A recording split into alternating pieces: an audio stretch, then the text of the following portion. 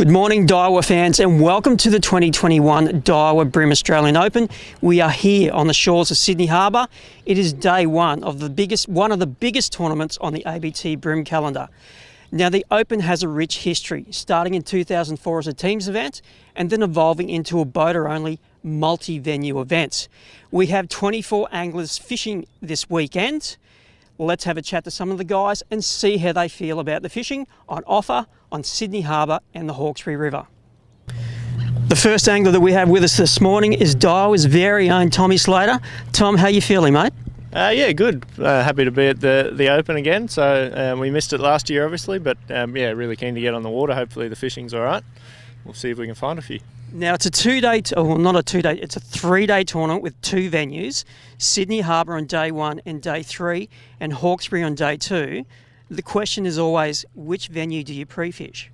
I pre-fish the Harbour, figuring you spend 2 days here and 1 day in the Hawkesbury. I don't, to be honest, I don't actually fish either venue that much, even though I live here. I don't have like a milk run of spots like some of the other guys do. I have the ways that I like to catch them, and if hopefully that works today, and if it doesn't, I'll just do a bit of junk fishing and hopefully put a bag together. Now, Daiwa is very strong these days when it comes to BREAM gear, and that's very much because of you. You want to give us a bit of an insight in some of the tackle and especially lures, because lures are very hot for us at the moment.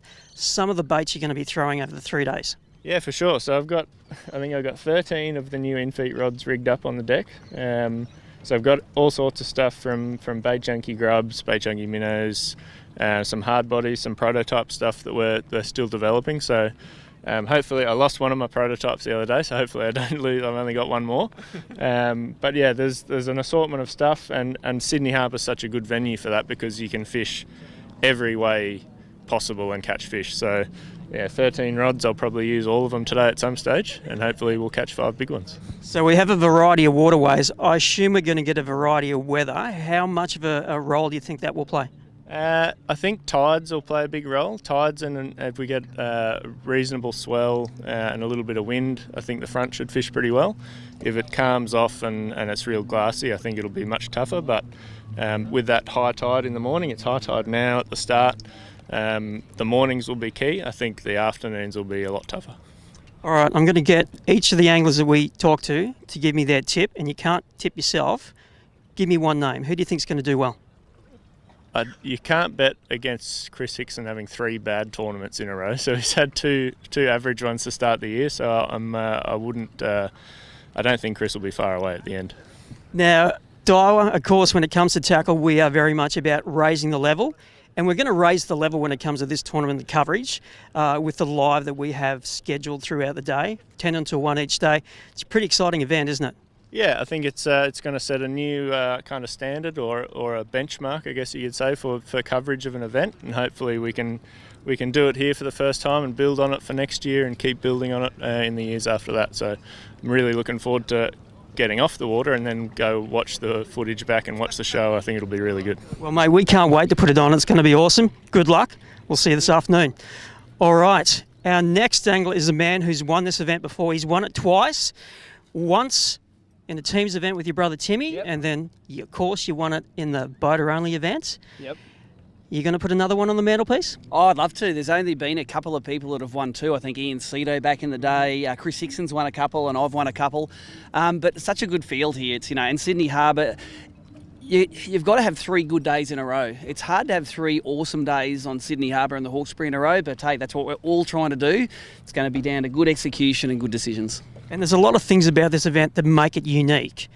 I suppose one of the most special things is that we have 2 different venues, Harbour, Hawkesbury, split, gives those fish an opportunity to rest on the harbour.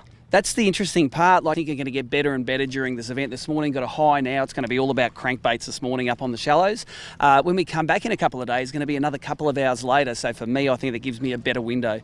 Look at the rods I was rigging last night. Today's all about crankbaits, stick minnows, top water and crabs. Not necessarily in that order, but it's going to be whatever the conditions do, want to be able to roll with it. I've got a whole heap of those new Daiwa in-feet rods to give a crack, and hope to be putting a big bend in them today. So did you you have a pre-fish yesterday? I pre-fished the Hawkesbury yesterday, and awesome. The topwater fish were going up Cowan Creek, so it's going to be hard for me to get in tournament mode and maybe avoid the fun fish and get into the muddy fish, but we'll see how the balance ends up. My theory is if you're doing what you like, you're going to be switched on more, and that's what we do in the Open. Back to the last Open I won, it was on top water, so got to go what you're good at. All right. We asked Tommy for a tip. I'm going to ask you the same thing. Who do you think's going to feature? I reckon momentum's a big thing in fishing, and Jamie McEwen, he's so patient. He worked out those tarwine on the bridge up at Lake Macquarie. He's got that reef he fishes down at the mouth here that we've all driven past for like 15 years. He has got the patience to sit there and convert those fish. If he only gets 5 bites a day, he'll fish there and do it. None of us have got the attention span to do that, so go to Queenslanders. There we go. Let's move on. We'll chat to our next angler.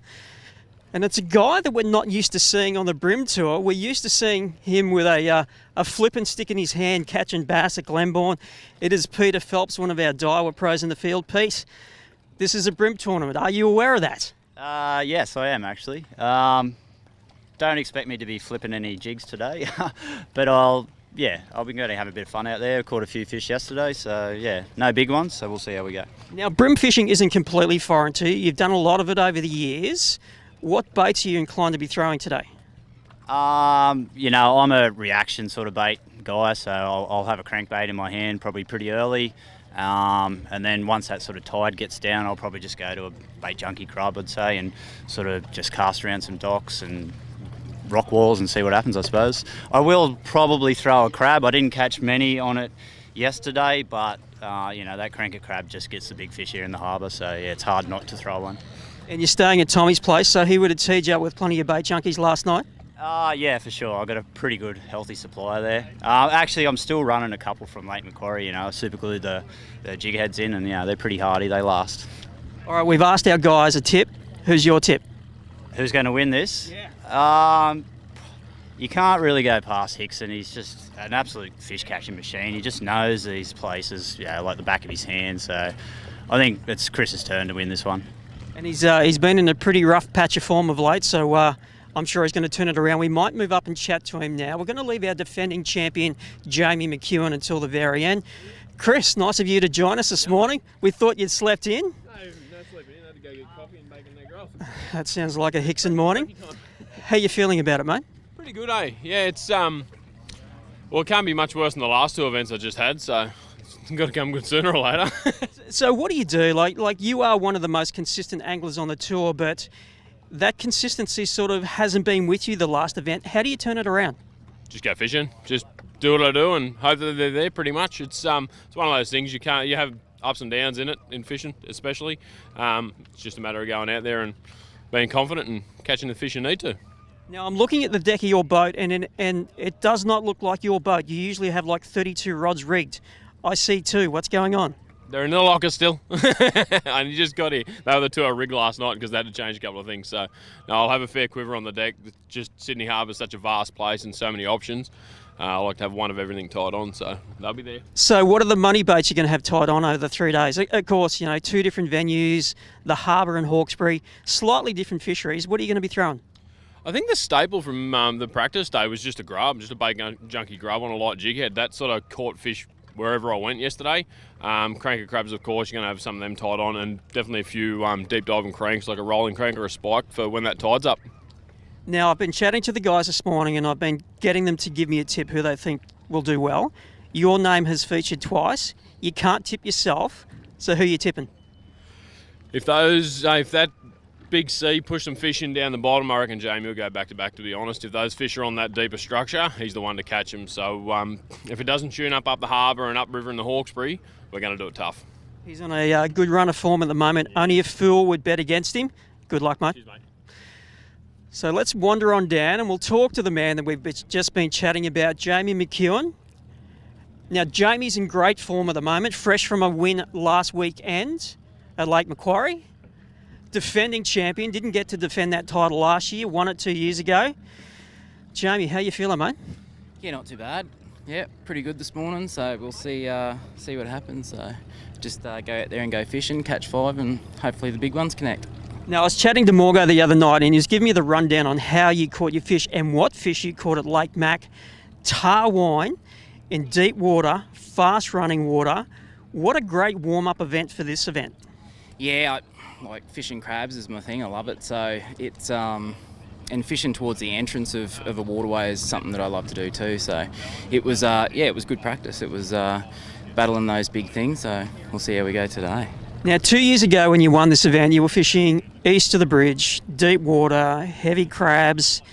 There's no secrets after a win. People know what you did. Do you think you're going to have a bit of company there today?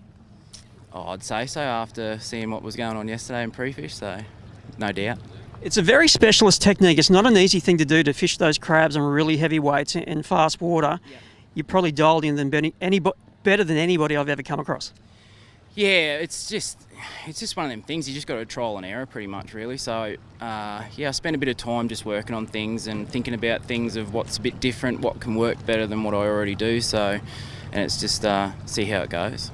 And Hawkesbury, day 2, what's the plan? You don't have to give too much away. Mate, there's nothing different that's going to happen. I don't get down here to fish, so I'm just going to do what I did 2 years ago. The only thing that may play a factor is I think the swell's going to be fairly well up coming out of pit water, so coming back on the run out tide might be a bit sketchy, but we will see. Well, you got plenty of V in the hull and you got plenty of power on the back. You'll get back nice and safe.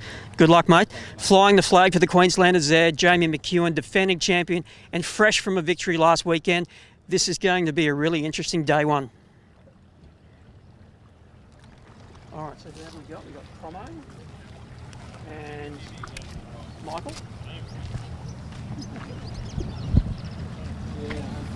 Is that Michael there? We've got 10 minutes, we've got 12 minutes. Michael! No, he's just over there. Where? Dave, you able to go and have a chat to Mike? Pull up on that.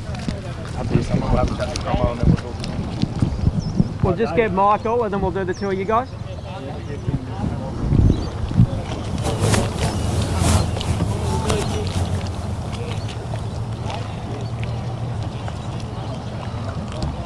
Yeah, do we want to wait till we're both together, then we can go from one to the other?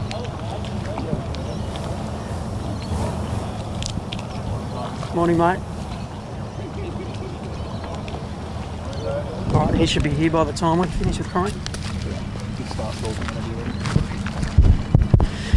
All right, we are going to chat to another one of our Daiwa BREAM Crows. It is Mark Crompton, former winner of this event. Cromo, we have not seen you on the tournament trail much over the last couple of years. Nice to have you back. Yeah. Well, it was only 1 year. Come on, give me a break. We had. I've been gone longer than you have. Yeah, fair call. That's a fair call. So no, we had the best year we could have possibly have off. We had our little boy Alvy, and it was a good year to take off because the events pretty much didn't run. So we jagged up. Your timing was impeccable. I predicted it. Predicted. Yeah. So anyway. Now, as I mentioned, you have won this event before, and it was a close event, that one, and we had the roller coaster of emotions with you. And I'm sure it's going to be like that again over the next 3 days. How do you think it's going to play out fishing-wise? Well, look, that's why we fish this. You never really know. You always used to think you got to get 3 kilos each day to be within a shot. That's completely changed now, and that's what makes it fun. There's a lot of. I love the single angler style of it. You're the only one on the boat that's. You're into it. You're doing it. Whether you've got an observer on your boat or no, you're focused. That's it's the pinnacle of events. That's what really makes it. It is the ultimate challenge on the BREAM Tour. It's you. In your case, you have an observer with you, no non-boater. There's nowhere to hide. In a lot of cases, you've got a camera pointing at you. Some people wilt under that pressure. Others go, bring it on. Look. I've definitely found myself a bit past that now. I'm comfortable with it. It's definitely a learning curve that you have to get through.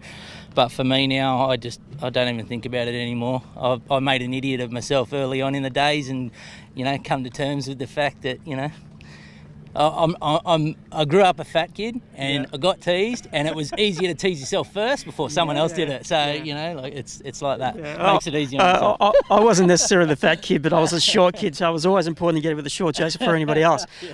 No rods on your deck at the moment. What do you got tucked away in there? What lures you got tied on? I've got this morning I'll be keeping.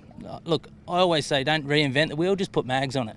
You know what I mean? So I'll just be running the basics that everybody runs, but I'll be chucking it 10 times harder and 10 times faster because I won't have to retie. I'll have 4 or 5 rods rigged with the same thing.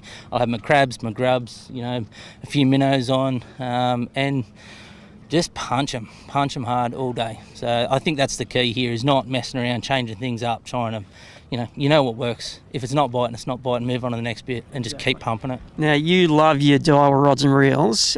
How many have we got tucked away in those hatches there? I think I've got about 20.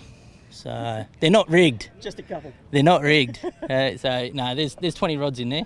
10 in this one, 10 in that one, and I will use them all today. I know I will.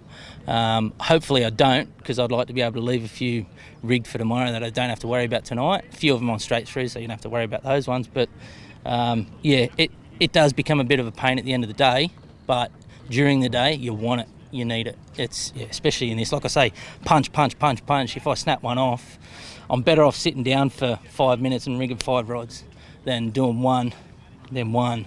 Then just do it. Punch. Keep the lure in the water. And I suppose it also, when you do that, it gives you a chance to have a bit of a break. Yeah. Maybe reset mentally and get your head back in the game. Yeah. Tying and rigging does your head in. So, but it's that's how I found. Cutting the time down to maximise my time casting that's for me, that's the best way. It's all about angling efficiency when you only have 7 hours on the water. Yep. Want a tip from you? Who you backing? I'd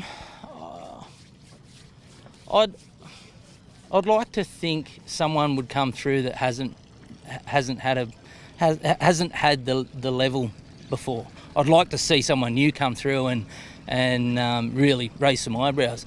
I'd love to see someone like Wally Fay or a couple of the other guys. We want a new champ to come along, kick the door down. Yeah, look, I was a new face that won it once upon a time, and it did some great things for my sponsors, and these guys are sponsored. I'd like to see them be able to push their sponsors forward too. The same faces all the time gets monotonous, so someone new would be good. We want to mix it up. Yep. You've got some Guzman and Gomez there for breakfast. I better let you go have it. All right, we have one more angler to chat to, and he potentially is one of those new faces that's going to come along. He's been knocking on the door for quite some time. He's busy doing an Instagram update at the moment by the look of it, and it is Michael Colatoras.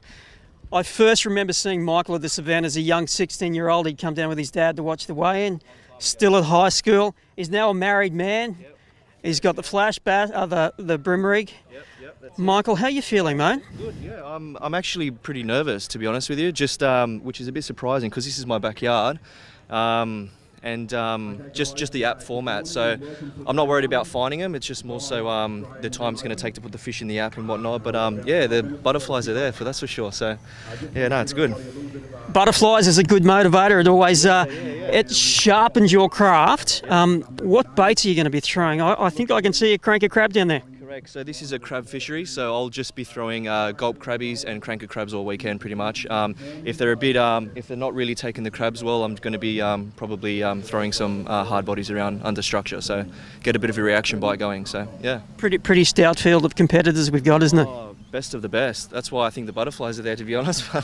But yeah, no, it's good. Everyone really knows their stuff here, and with all this rain, I think it's going to make the fish bite. So. Well, I'm going to add a few more butterflies to the belly. We have 12 green in total that we're going to give away. The winner will take home a $5,000 check. Nice. Who do you pick to grab that $5,000 check? Who's your tip? Look, I'd like to say it's me, but I don't I don't think it is going to be me. I think Jamie's really unstoppable. He's really dialed in with crab fishing. Yeah. So he's probably going to kick everyone's ass again this weekend. But I'd say Jamie, Steve, Mark, even Chris Hickson, they're always going to be up there. So I'll be on their tails, that's for sure. All right, mate. Chasing them down. Good luck on your home waterway. So there we are, folks. Michael Colatoras, a nervous man heading into day one of the Daiwa BREAM Australian Open.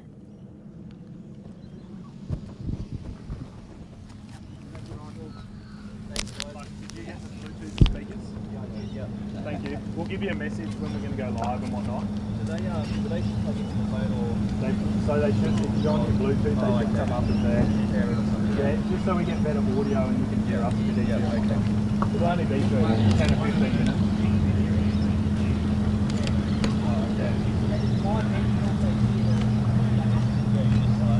Thank you. We'll give you a message.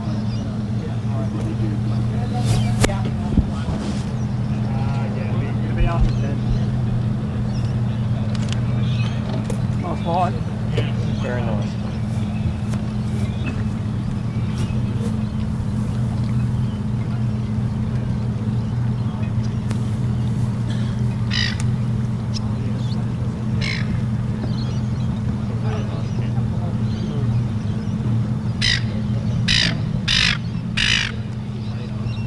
It's exciting.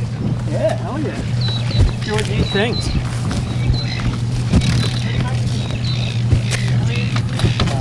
Still on? Take some of that salt and little Yeah, button off. Put it on just before we start. 22, Frank Carabita.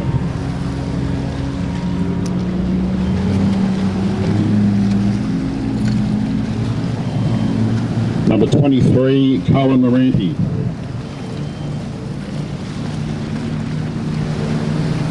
Lucky last, number 24, Michael Colatoras.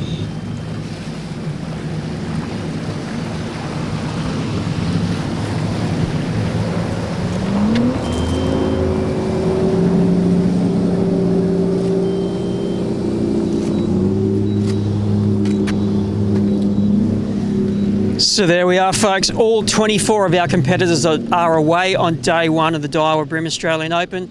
Now, this event's a little bit different than what the normal ABT events are. There is no traditional weigh-in at the end of the day. Instead, the anglers will be fishing with the live app, so we can track their scores throughout the day. One of the other great new things that we're going to do for this tournament is that we will have live coverage throughout the day. From 10 a.m. through to 1 p.m, you'll see me on the screen chatting to the anglers and reviewing some of the footages and the catches that come through. So it's going to be a really special event. Make sure you tune in from 10 a.m.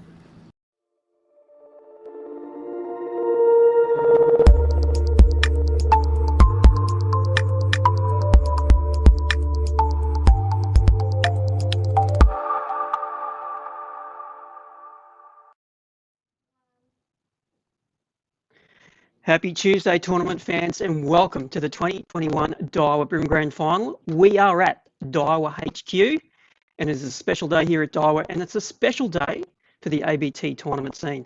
Of course, you've just seen the recap of the takeoff from the start this morning down at Drummoyne Sailing Club. Beautiful conditions greeted anglers for the opening day of the Daiwa BREAM Grand Final.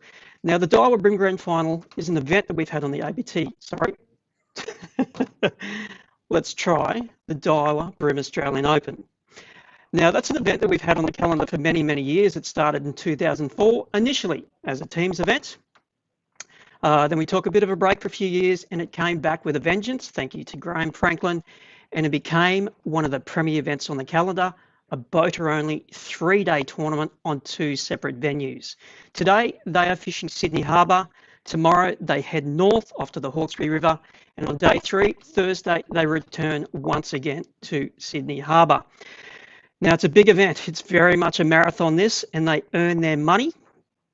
All up, the 24 anglers will be fishing for $12,000 in cash. Our champion angler will win $5,000, and we have checks all the way down to 5th place. And we have 5 big BREAM prizes for the tournament as well. An assortment of great Daiwa in-feet rods, and there's a reel in the kitty as well. Now, this event's a special one for us because we have raised the bar when it comes to the media coverage that we are doing. Quite often in the past, we've done a lot of live streaming of the anglers on board to our YouTube pages. Today, we're going to mix it up and we're going to change what we do. So we have an in-studio component, me chatting to you guys at home.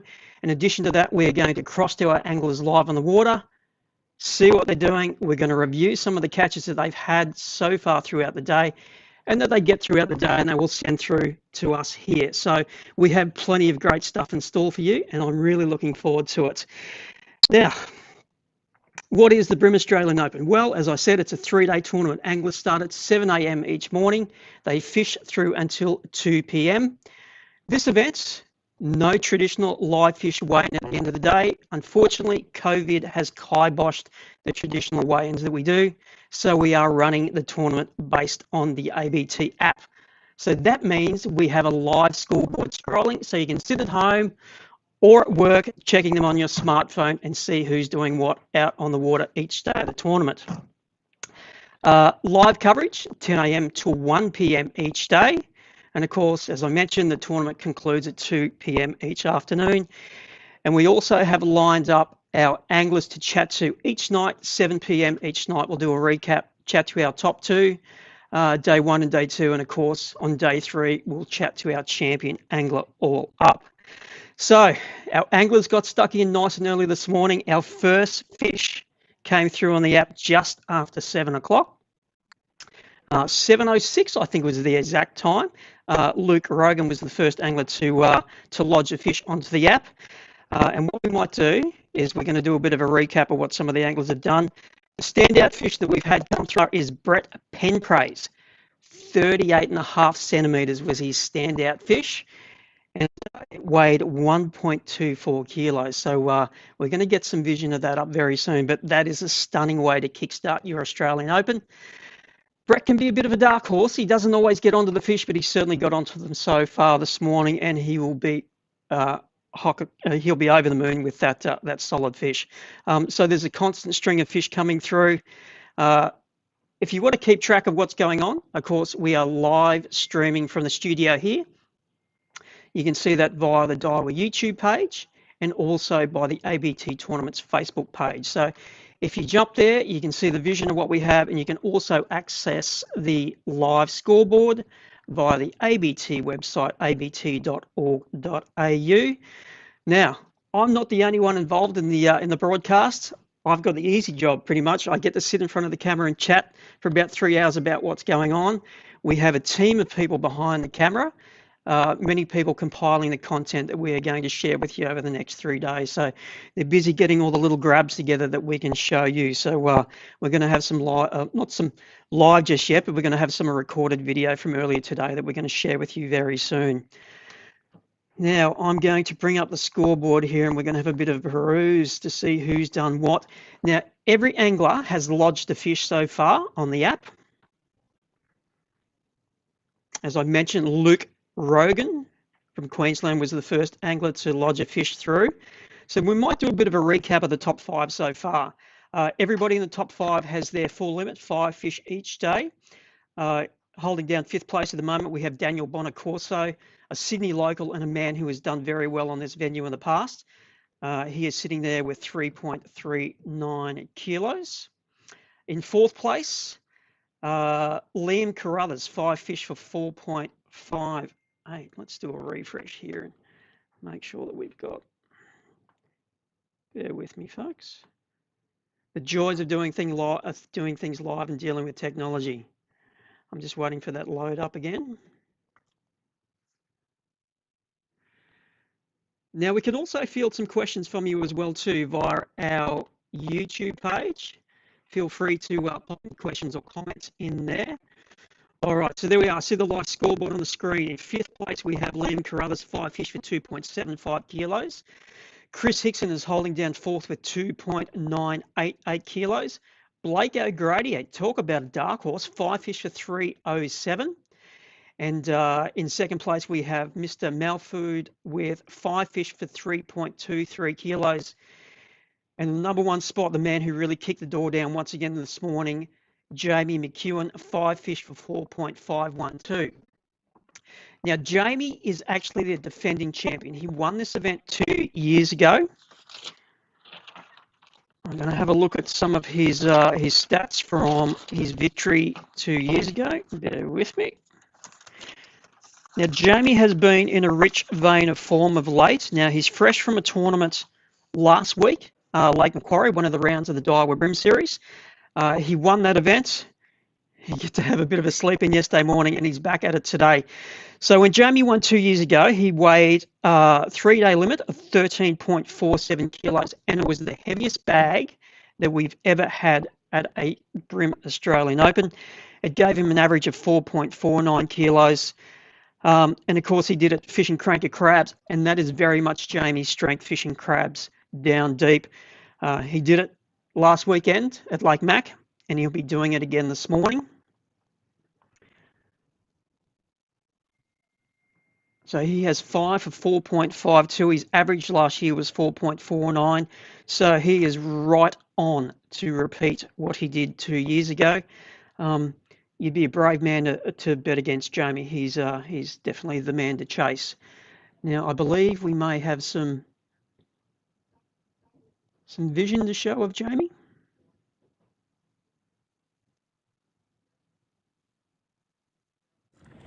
Now, of course, the anglers have 7 hours to catch their fish, but it's always nice to get your limit nice and early, and that's exactly what Jamie has done, and we can see him on the screen there right now. Down at Sour and Pigs, fishing those crabs down deep. Nice one, mate. Solid start to day one.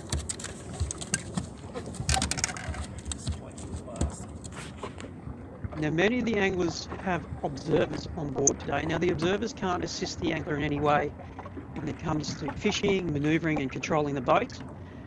Essentially, their function is to be our media person, and that's exactly what they're doing there. Great footage of Jamie catching that solid fish.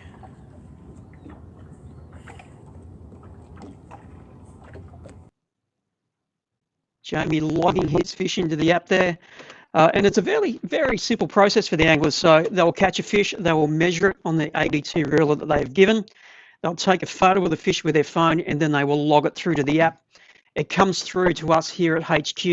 We verify the catch, we hit submit, and then it disappears into the live scoreboard, and you see the scores on your screen. So Jamie McEwen there, he is leading after day one, and we are, 3.5 hours into the session, and he has 4.5 kilos. So he is on track for a great tournament once again here in the Bream Australian Open. Now, I mentioned earlier that Brett Penpraise caught a great fish this morning. I think we may have some vision as well. Brett's observer was good enough to get some footage for us. All right. Now, film it. Here we go, on the screen now. I reckon this will go maybe about 38, 39 centimetre. Yeah. Concentrating. If I don't pull it from. Beautiful conditions. He came out of no water too. He came out about 10 centimetres of water. Or probably, maybe 2 foot, sorry. 60 centimetres of water. Racing to the match. Look at this one.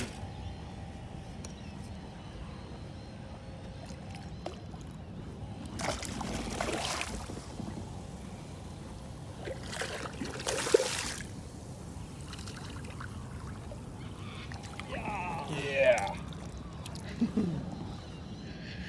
Woo! Well done. It's a donkey.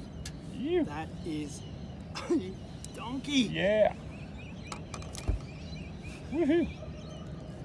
I'll get a photo. Wow, what a way to kickstart your Australian Open. Well done, Brett. And as he said, it came out of about 10 centimetres of water. I'm assuming it was on the top water, nice and early this morning when that light was low and the fish were still mooching in the shallow. So good job there, mate.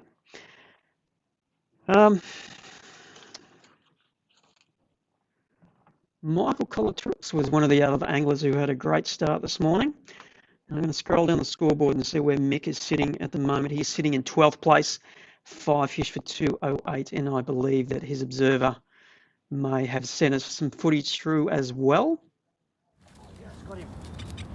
Yes. He's close to it. Oh, no.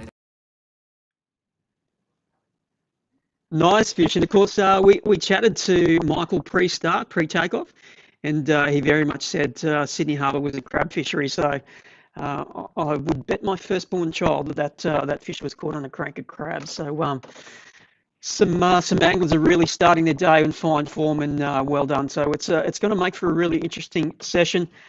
But as I said, Jamie McEwen, wow, what a way to start your title defence. 5 fish for 4.5, and he is on to defend his title that he won at this event 2 years ago. So well done. But we still have plenty of time to go. So it's going to make for a great day. So what we might do at the moment, we might take a bit of a quick break. We are going to come back, and what we're going to do when we come back is we're going to have one of our anglers live on the water. We are going to dial up Steve Morgan, have a chat to him and see how he's going. So don't go away. We're going to be right back.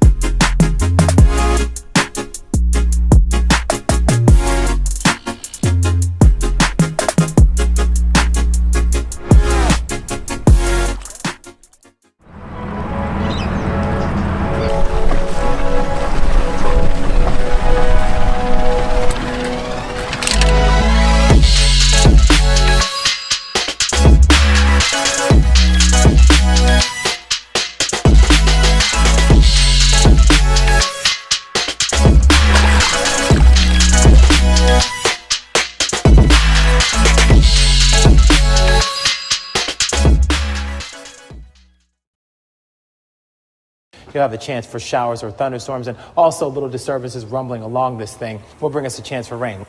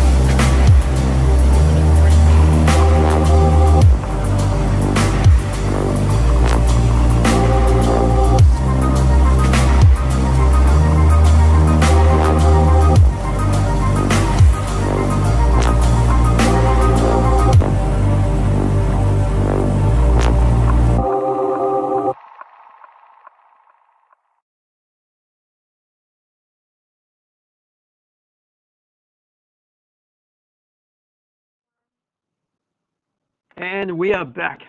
Welcome back to the Daiwa BREAM Australian Open. Great day, and a great day to be out tournament fishing. Our anglers got away at 7 o'clock this morning, and they are plying the waters of Sydney Harbour in search of their 5 largest fish. As we did in the recap earlier, we ran through who was doing what. And of course, as we expected, the standout angler so far has been Jamie McEwen. He's out the front with 5 fish for 4.512 kilos. We have Steve Morgan about to join us. We chatted to Steve this morning at the takeoff, and he essentially said he was going to go out, go fishing, and have fun, and that's generally the way it rolls for Morgo. And more often than not, he puts the quality fish in the well. Currently, he's sitting in 15th place, 5 fish for 1.862 kilos. Morgo is definitely a guy who loves a shallow and early morning bite, so I'm expecting he's probably throwing a few top waters out there, although that sun's getting a bit high, so he may have stashed those top waters away by now and reached for his much-loved crankbait. So, Nicole, I think we're just about ready to get Steve. Mr. Morgan. Yeah, good morning, guys. How are you? Good. It was such a rocket start this morning. I was just listening to your intro there, and you said, first fish was caught at 7:06. Oh, that was me, but it was Luke Rogan. I got a 33 centimetre fish on a bet minnow, like the second cast of the day. And unfortunately, we had a little bit of a camera fail and didn't get the, we took photos of things instead of taking videos. But I thought, oh, wow, we're going to have an awesome day today. 33 centimetre fish straight up. It choked the bet minnow down. And then it's sort of, I didn't pre-fish here yesterday, so I thought, oh, should I fish shallow now or should I go deep? I planned to crankbait some banks down in the lower harbour, but by the time I got sucked into the bent minnowing for about half an hour, I reckon the tide was too low. So I've been sort of chasing my tail a little bit since. I've put together a limit, but it's a 33 centimetre fish and 4 absolute squeakers. So I'm just sort of trying to regather at the moment. I'm up the Parramatta River. It's sunny. It's not too windy. I'm going to crankbait some boats and just see if I can follow this current around and find somewhere to get this, to get a pattern going again. I got a limit, but 2 kilo limit or whatever it is, it's not going to be big enough to contend in the open. I need to throw out 3 or 4 of those little 24, 23 centimetre fish and put in some proper ones like the one I just heard about you talking about with Brett Penpraise. Good to see Brett getting on the board with the cracker. He's definitely put the time in. Now, cranking on the harbour is something that you've done a lot of in the past. You've won Bream Grand Finals, you've won Opens. What is the ideal time? Are you waiting for a bit more current before you go to those prime spots and hopefully get that prime bite? Yeah, no, the bus left for that a few hours ago. So, no, ideally, I want to have a nice high tide up on the shallow banks down in the lower part of the harbour. And when I went there, it was already running out the tide. There was a bit of sun. The fish had already departed. So the crankbaiting I'm doing at the moment is, and you can see it up in front here, I'm finding old boats on the Parramatta River. I'm sort of pulling up beside them. I'm throwing a crankbait down beside those boats, and I'm trying to tease the fish out. And it's a bit of a pattern that's developing now. I've sort of got, a few fish in the last half hour. And what you do is this: you throw your crankbait down beside the boat on the shady side generally, and I'm just sort of twitching that along the side of the boat. I'm looking underneath with my Garmin live scope, and often I can see those fish sitting under the boat. There's none sitting under this one on the live scope now, but they're coming up and they're chomping the crankbait. There's just not enough size to them yet to do it properly. And as usual, I think I'm suffering a little bit from, I chose not to pre-fish the harbour. I pre-fished the Hawkesbury because I love fishing the Hawkesbury so much. And I thought, well, fish one day in the Hawkesbury, then I'll work out the harbour as I go, and then I'll be really prepared for tomorrow, and we can bring it home on the last day. As we know in the past, that's worked. This morning hasn't worked yet, and you can see by my placing, it's still to come together. When you're cranking the boats, do you find the bright sun as a help or a hindrance? Does the bright sun then concentrate them tighter to that shape? Yeah, the theory is that on a bright, sunny, windless day like today, there's no fish up on the flats anymore. They're afraid of predation, so they come and sit in the darkest areas, and that happens to be in the shade of the boat. So it's something that, a good friend of yours and mine, Craig Simmons, he was always really good at this, and he said when it's bright, sunny, that's when you want to go under the boat. So I'm sort of channeling my inner Simo at the moment. Retrospectively, that may not be the best plan in the whole world. But I came up the top of the river here looking for some current on the bridges. There was another boat fishing the bridges, so I'm just sort of starting at the moment. And you know what this fishing game is like. You can get onto a good pattern in half an hour. You can get healthy in a hurry. I'm not saying we're going to have a Jamie McEwen like bag today, but I think if I can get anywhere over 3 kilos, I'm going to do my job today, which is staying in the derby.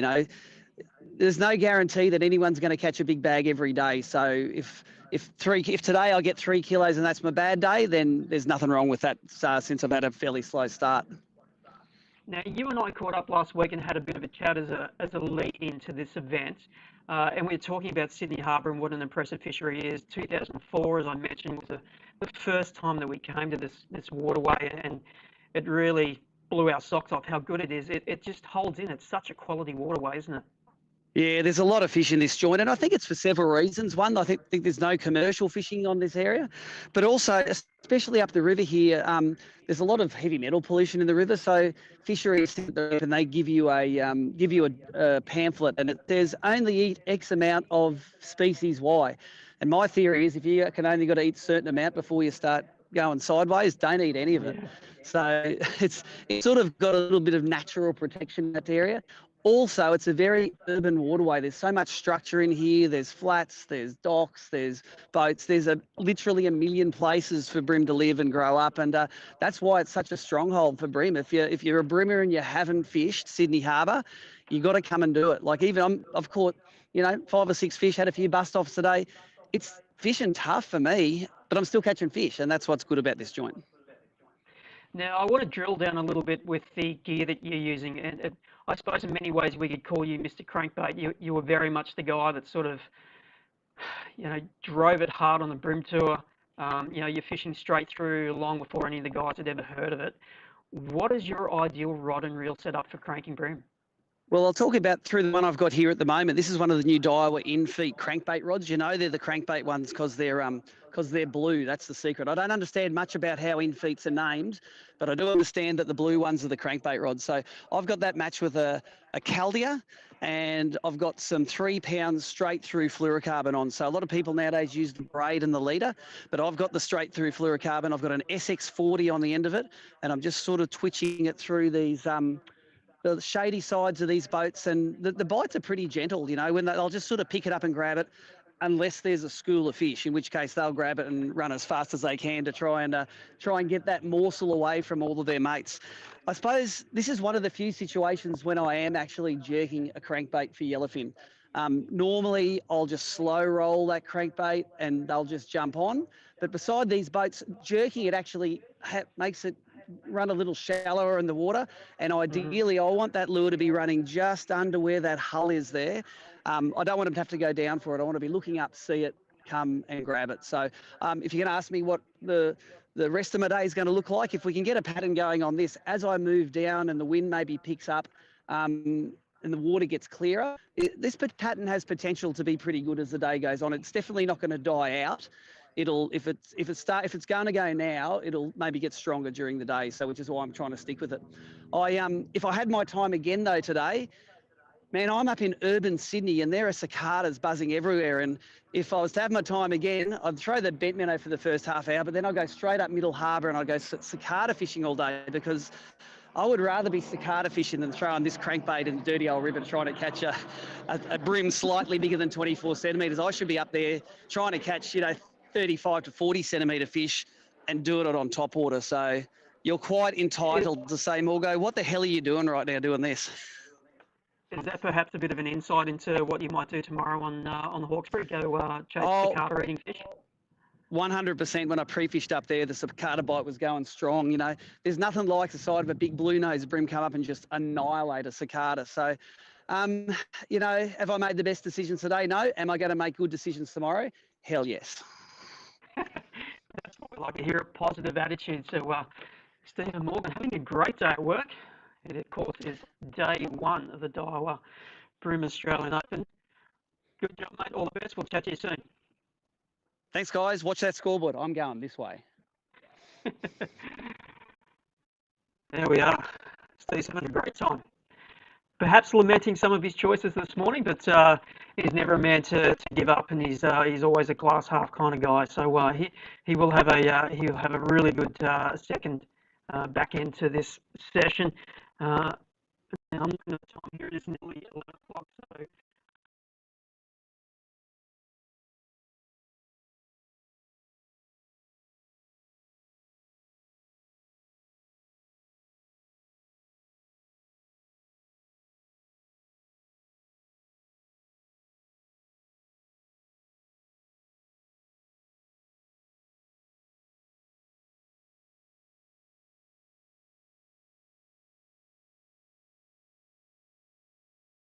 One of our recent clients got into his first investment property without any extra out-of-pocket expenses. We refinanced and we put him in a much better place, that even with buying a new investment property, he was actually paying less than what he was paying on his current mortgage. So now we have the 2 properties and not paying a cent more, which is just brilliant. They've helped us basically secure 3 properties over a 5-year process. Now onto our 3rd property, hopefully onto our 4th. And one of the most important things in our strategy is having good team members around us, and Neil's been a driving force and one of the biggest components of us being able to achieve what we're onto now. I'm Neil Carstairs from Mortgage Corp, your property investment mortgage specialist. To find out how I can help you save money, stress less, and help you plan ahead, go book a strategy session at mortgagecorp.com.au.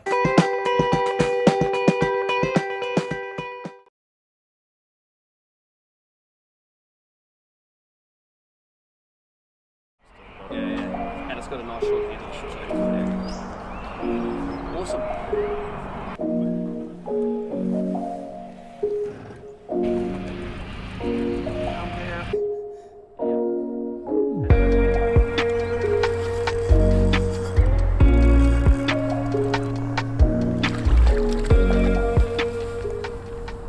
G'day, Steve Morgan here, Australian Bass Tournaments. It's a pretty special day for me because I'm in Sydney, a place I love to fish for bream, and I've got a hold of the new Daiwa in-feet series of rods. We've commandeered Tom Slater's boat today. He designed these things and we get a few hours to come and fish my favourite place in the world, Middle Harbour, for bream. Because I've got Tommy's boat, I get to raid his tackle box, and I found this dirty old imitation stick minnow here. It's a great technique in winter. Let's put this top of the line $500 in feet to the test.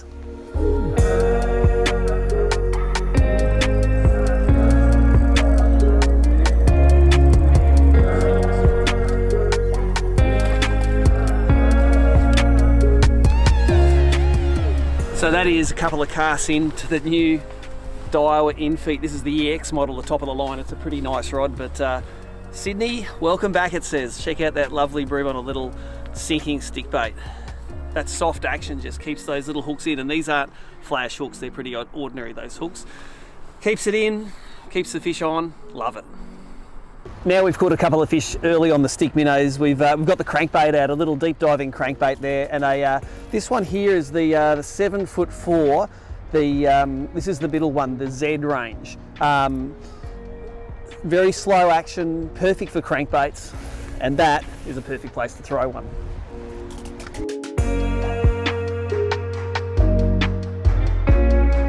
There's a real difference between casting a fast action rod and a slow action rod for bream. These light lures, you really let the rod do the work with these slow actions. You need to really just let it load up, let it catapult it out there, whereas people are used to, with a fast action rod, really having to get that rod tip speed up. You don't need to do it on these ones.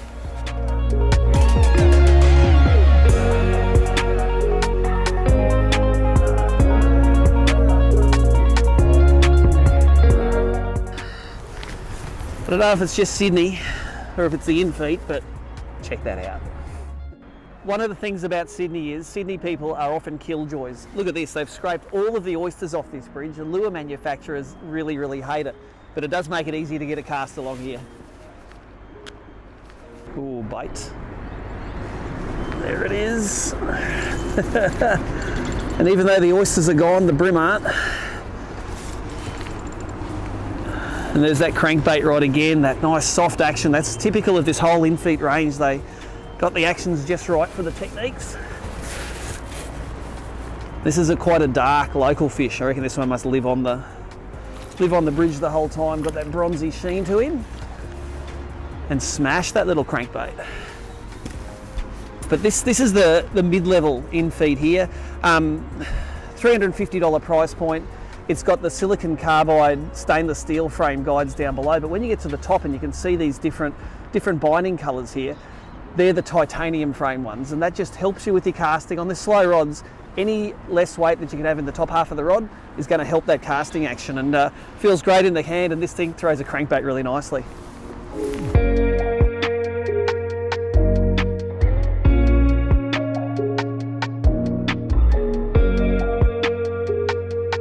So sun's come up a little bit now and we're on to our third technique of the day. We're going to fish some of the new Daiwa, the bait junkie plastics, floating, stretchy material on one of the EX series in-feeds here. I've chosen a shorter model now. It's the 7 foot and it's a fast action, so a lot more suitable to popping these things up off the bottom. This one's rigged on a 1/6 of an ounce head, and I've sort of rigged it a little bit weedless to throw up amongst the rocks here, and let's see how the stiffer versions of these in-feeds go.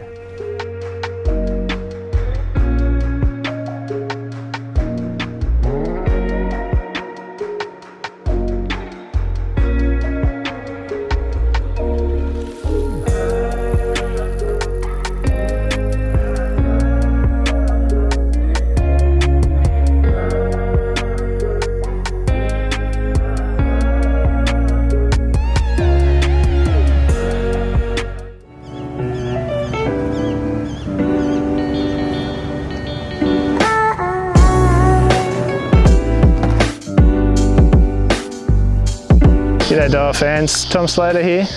We're up the back of a Hawkesbury, just fishing some of these sandy plats with the brand new in-feet slippery dog lures. I've got the 80mm tied on here. We're looking for a couple whiting. Hopefully we'll get stuck into a few in the next couple of hours.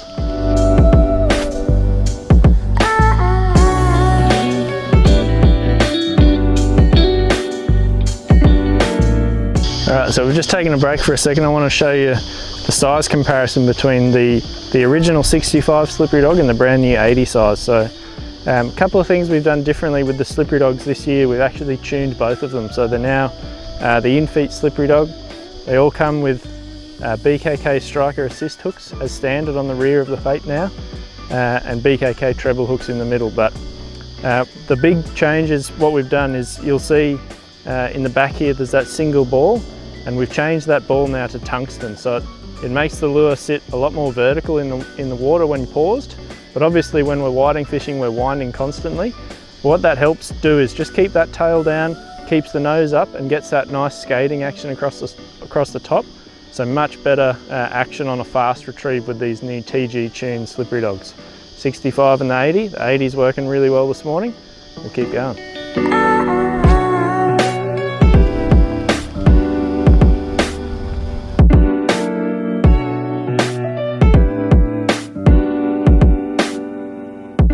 So while I'm fishing this new slippery dog 80, I thought I'd just take a time to explain a little bit about why we decided to add that to the range. So the 65 has been a really good fish catcher for everyone, but in the rougher water you really needed that little bit bigger.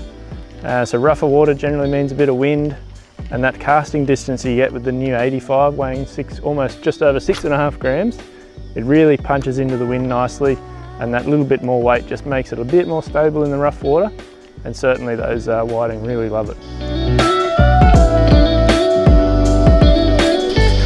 Alright, another little one, nothing special, but it just proves that when you're topwater fishing for whiting, the size of the lure is not that important. This is an 80mm lure, and the whiting's not that much bigger than that, to be honest.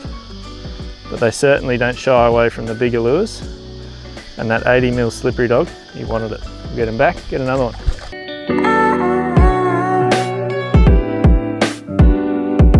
There we go. Just put a cast up there under that shallow bit of sand. Got ourselves a nice little whiting. That's a better one. That's the ammonite colour, nice clear one. Got that little bit of blue on the belly, and again he got those stingers perfectly in the bottom of the lip there. A nice little whiting, not a thumper, but certainly a nice fish on the top. Doesn't get much better than that.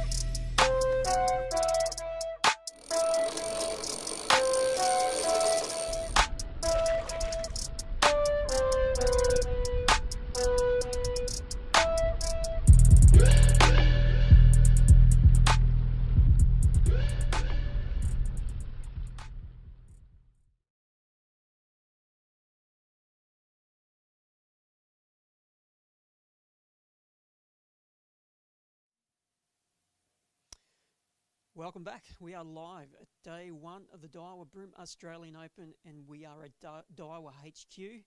Our anglers are out on the water, and they have been out there on Sydney Harbour since 7 o'clock this morning. We've chatted to some of the guys. We spoke to Steve Morgan just before to see how his day is unfolding so far. And of course, we did a review of the scoreboard. Jamie McEwen, our defending champion, won this event 2 years ago. He has started his title defence in grand style. He's sitting in the number 1 spot with 5 fish for 4.52, and in the last 5 minutes he's at a 32.5 and another 29 to his limit. So I'm looking at his score sheet at the moment. He has a 102, and this is the weights: a 102, a 98, an 85, an 85, and 81.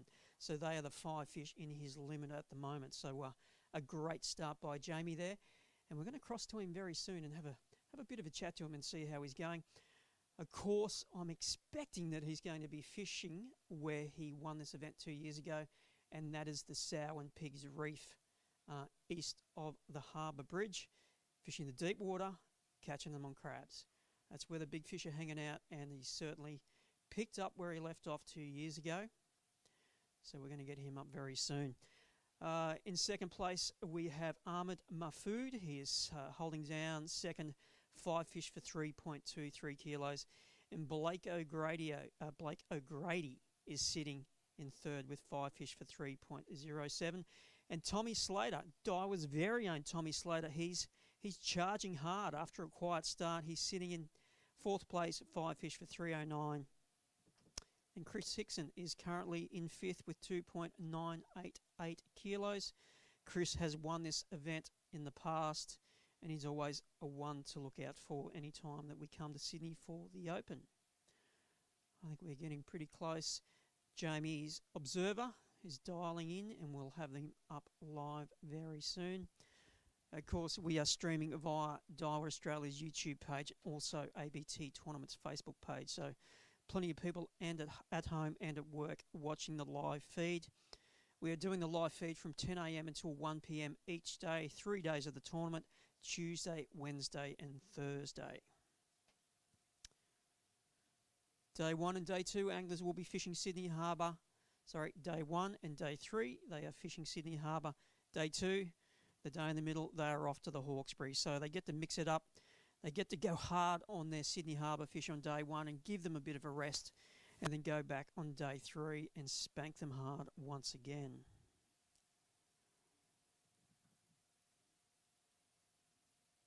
Now, last time Jamie was here, he took home the trophy, and he had a 15 out of 15 limit for 13.47 kilos, which gave him an average of 4.49 kilos each day. He is on track to do that again. Today he has 5 for 4.512 kilos. As I said a couple of times, Jamie is fresh from a win last weekend, fishing crabs down deep, catching good quality fish in the deep water at Lake Macquarie. Smallest fish he has in his limit so far is an 810 gram fish. I wonder if he can break 5 kilos. It'll be interesting to see whether he can.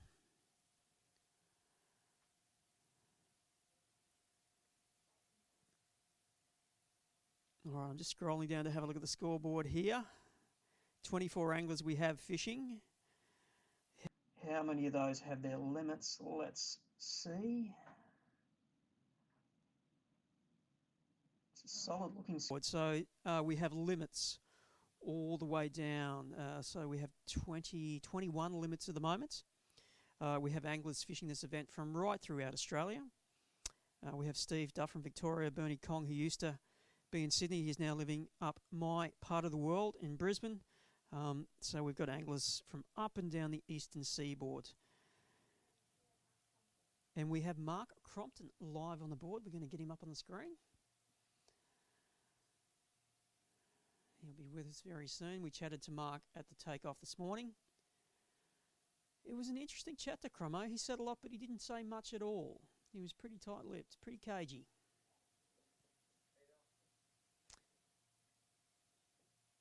Hello?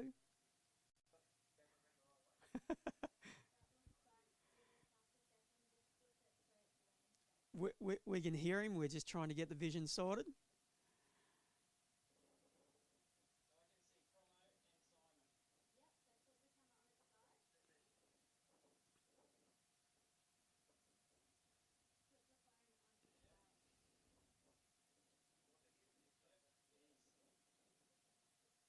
The joys of doing things live.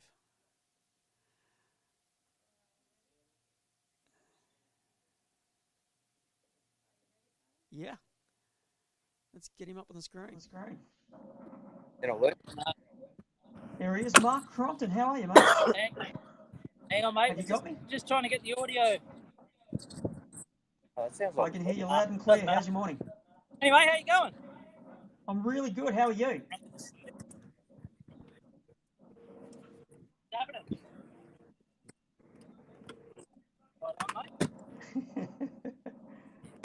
It sounds a bit windy out there too. Oh, I've got a battery even on. Sorry, because it's running low.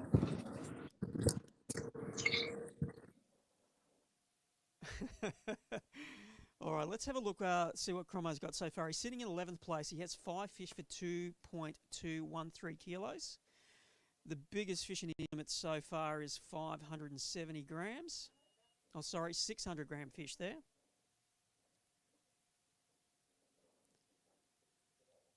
Mark has won this event in the past. 2018, he won that event.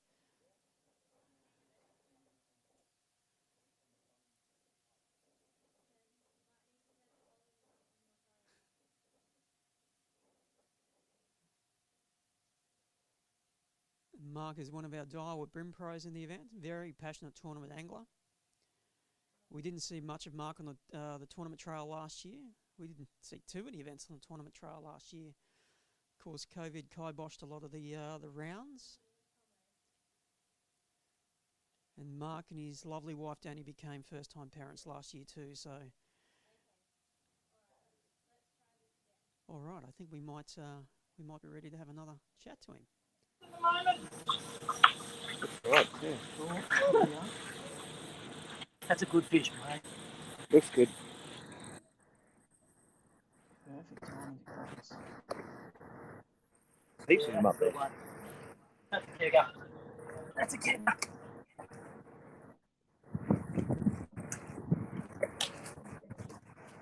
Yeah.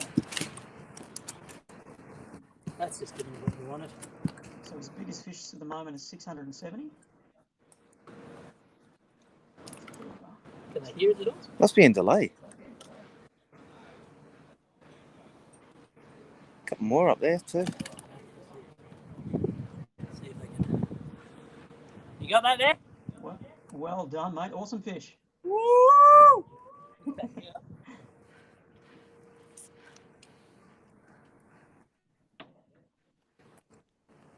Hang back a little bit. I think he's observed to the It's in delay. fish up there. So he's going to hold the boat in position. He's got it on the ruler now. And of course, we are using the app for the tournament, so they'll need to measure and photograph those fish and lodge it into the app. 31.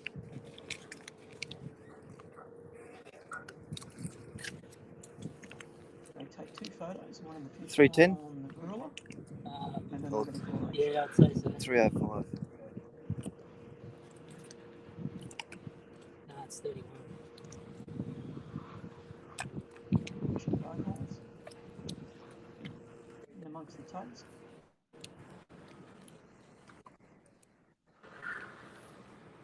What's the time say on your phone? 11:20.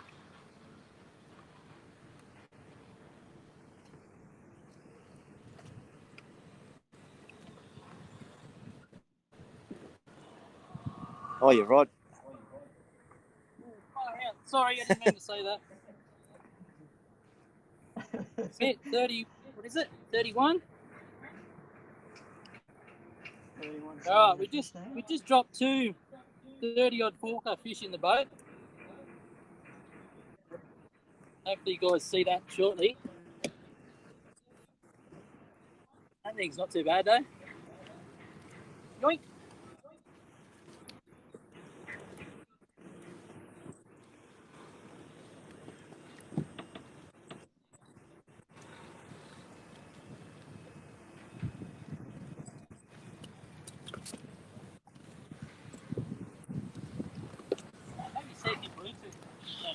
I'll try it. Are they watching? Are they watching though?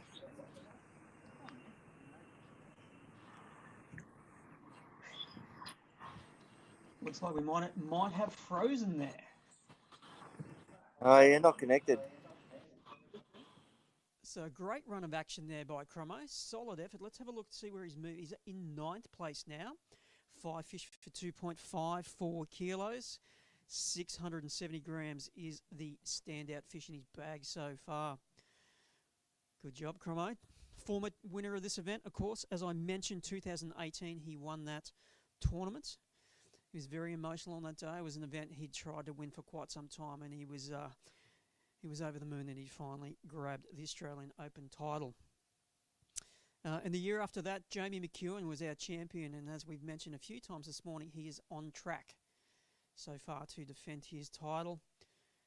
He's leading the field with 5 fish for 4.512 kilos.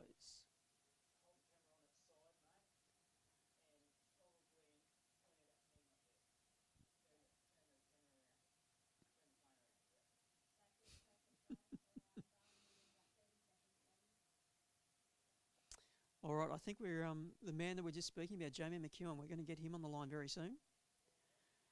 We're going to see what he's doing and where he's doing it. Although there's no real secret, he's east of the bridge fishing the sow and pigs reef down there between Middle and South Head, I believe it is. A deep water spot, loaded with plenty of quality fish. Now the reef itself's about 150 metres long and it's about 70 metres wide, so a solid patch to fish. All right, and we have Jamie live on the screen now. How you going, Simon? I can't hear you great because it's a little bit blowy out here, but I can just vaguely hear you. All right, mate. How's your day playing out? From what we've seen on the scoreboard, you have picked up where you left off 2 years ago. Yeah, it's I couldn't really ask for a better start. I had 5 fish in 5 casts, and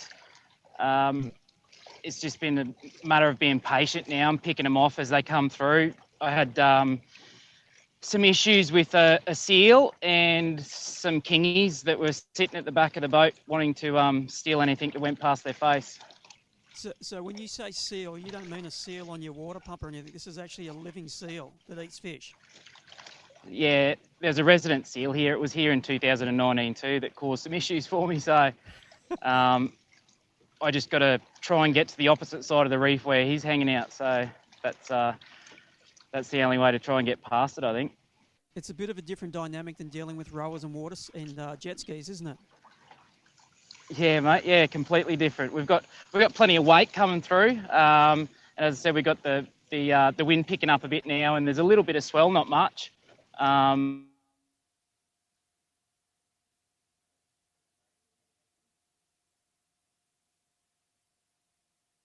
right, looks like we might have a bit of a... He's back. You got me, Jamie? You there? I've got you. Yep.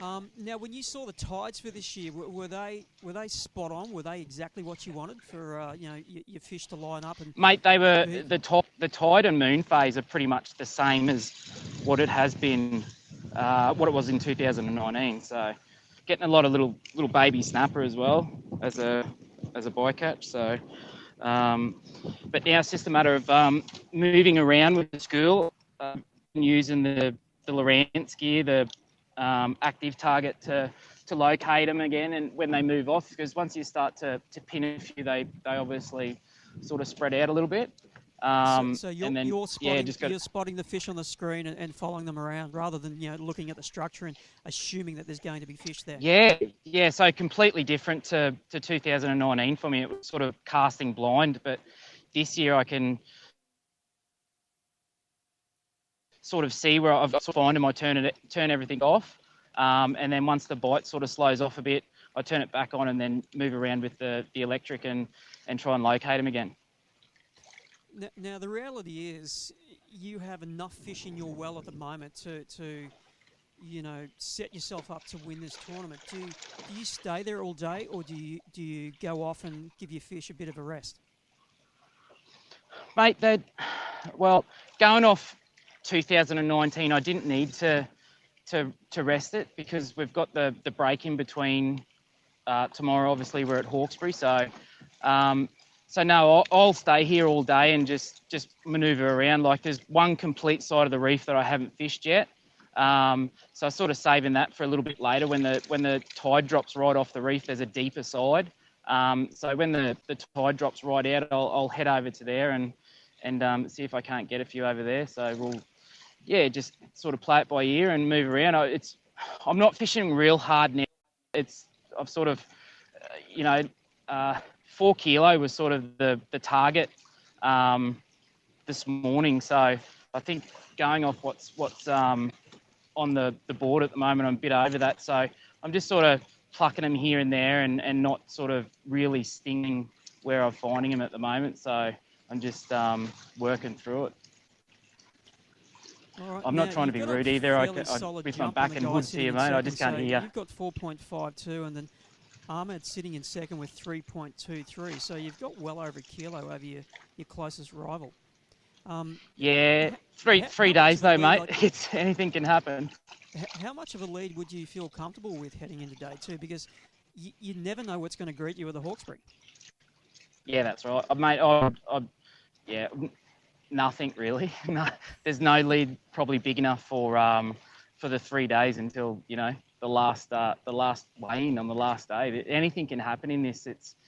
I don't think I led the comp at all last year until it was right at the end. So, or 2019. Sorry. So anything can happen. Like those bags, like my last in 2019, just destroyed those big massive fish that get around in the Hawkesbury. I think he weighed 5.5 kilo or something like that, and had a couple that were 1.5 kilo. And we saw in the Berkeley Super Series that it's obviously fishing pretty good with big fish. So anyone can snap the lead tomorrow. It's just you just got to stay connected and stay on the fish tomorrow, and then day 3's where it's won. Yeah, one of the reasons that we love coming to Sydney for the Open is 2 solid fisheries, and like you say, a 5 and even a 6 kilo bag is not out of the question. We have had a 6 kilo plus bag in the Open previously. Granted, it was back in the team days, but anybody can run you down potentially. Yeah, that's it, mate. That's it. So I'm not comfortable at all. I'm really happy with the start I've had. But you wouldn't be comfortable. It's anything can happen, like it's, the second guy at the moment's only, just over a kilo behind. That's only one really good fish. So, and it's very doable here end of the Hawkesbury. So it's not over. Now, are you losing many lures where you're fishing? Not losing a great deal. I've lost, I think, one crab, and I've also it's just another little snapper, and I've lost, I think, 2 bream. So one crab to rocks and 2 crabs to bream. And I guess you're fishing light compared to what you fished last weekend at Lake Mac. No, not really. I've still got 8 pound on, so I find with the crabs, mate, that unless you're fishing boat holes or something like that, that they're not really line shy, especially in fast flowing water. They're I don't really have an issue with ever using sort of between 6 and 8 pound. And I mean, at Lake Macquarie, I went to 10 pound on the last day, and it didn't seem to affect the bite at all. Well, fantastic effort, mate. What a great way to start your title defence, as you said. You got your limit in your first 5 casts. Yeah, mate. It was just it would, and literally got the 5th fish in, and then didn't get another bite for probably half an hour or so. So it was just one of them things, It was chucked in and straight on, and then chucked in again and straight on, and it was all happening to start off with. And once you get your 5, you sort of start to think about, stop smacking them in the same spot and all that sort of stuff. So, I moved a little bit, not far, but just sort of moved around a little bit. And they seem to be sort of sitting on one particular corner of the reef at the moment. And so, sort of give it a spell a bit and move back to them if after half an hour or so, and generally can pick up one or two and then got to move off again. Are there any other boats in the area?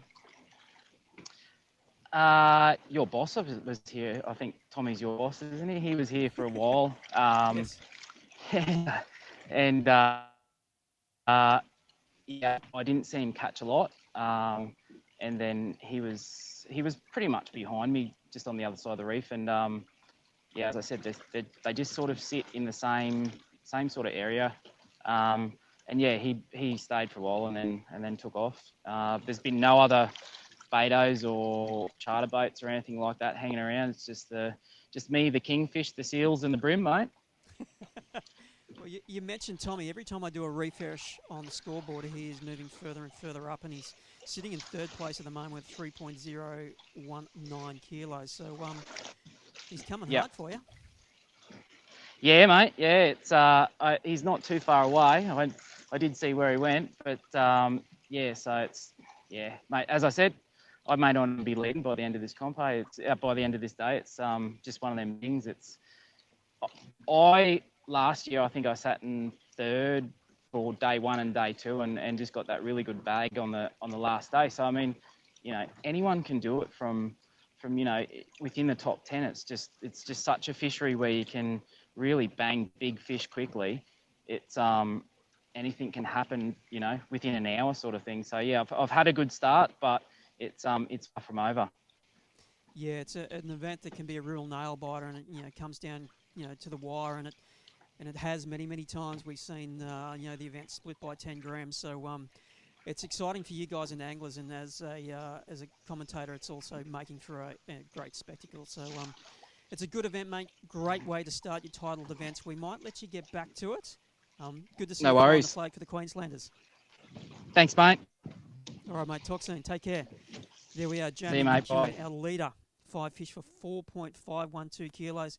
As he said, had his limit in the first 5 casts, and well, we all love starting our tournaments that way. So great job by Jamie. We talked about Tommy Slater before, and he has been working his way through the leaderboard. He's sitting in third place at the moment with 5.3019 kilos. In second place, we have Ahmed with 3.23 kilos. Chris Hickson's on the march as well too. He's sitting in fourth place as well, and Liam Carruthers is in fifth. Liam's been in some good form of late. He won a Hawkesbury Bets event a couple of weeks ago, and Liam, of course, is a former Bream Grand Final champion. Won that on the Clarence quite a few years ago. So there's some talent in that top 5. We might be ready for a bit of a break, I think. So that's it, guys. We'll be back again soon. Yeah, and it's got a nice short handle. Awesome.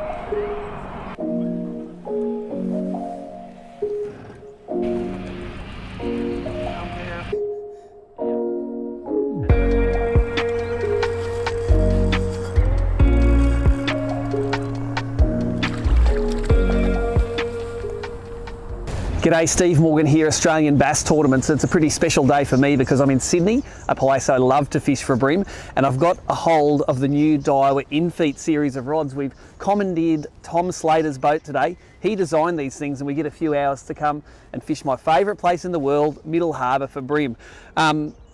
Because I've got Tommy's boat, I get to raid his tackle box, and I found this dirty old imitation stick minnow here. It's a great technique in winter. Let's put this top of the line $500 in-feet to the test.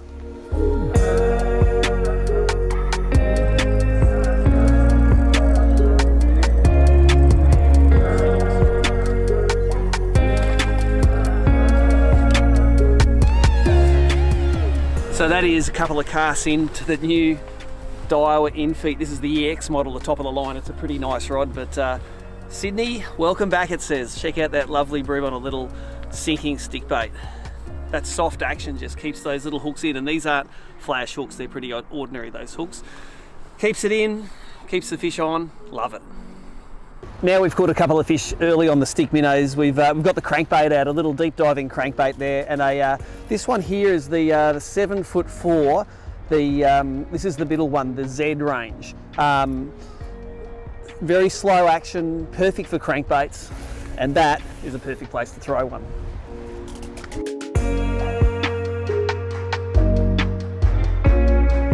There's a real difference between between casting a fast action rod and a slow action rod for bream. These light lures, you really let the rod do the work with these slow actions. You need to really just let it load up, let it catapult it out there, whereas people are used to, with a fast action rod, really having to get that rod tip speed up. You don't need to do it on these ones.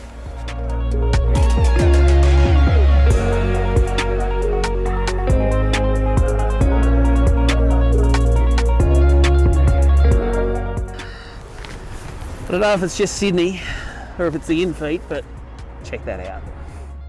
One of the things about Sydney is Sydney people are often killjoys. Look at this, they've scraped all of the oysters off this bridge. The lure manufacturers really, really hate it, but it does make it easy to get a cast along here. Ooh, bait. There it is. And even though the oysters are gone, the bream aren't. And there's that crankbait rod again, that nice soft action. That's typical of this whole in-feet range. They got the actions just right for the techniques. This is quite a dark local fish. I reckon this one must live on the bridge the whole time. Got that bronzy sheen to him. And smash that little crankbait. But this is the mid-level in-feet here. $350 price point. It's got the silicon carbide stainless steel frame guides down below, but when you get to the top and you can see these different binding colours here, they're the titanium frame ones, and that just helps you with your casting. On the slow rods, any less weight that you can have in the top half of the rod is going to help that casting action, and feels great in the hand, and this thing throws a crankbait really nicely.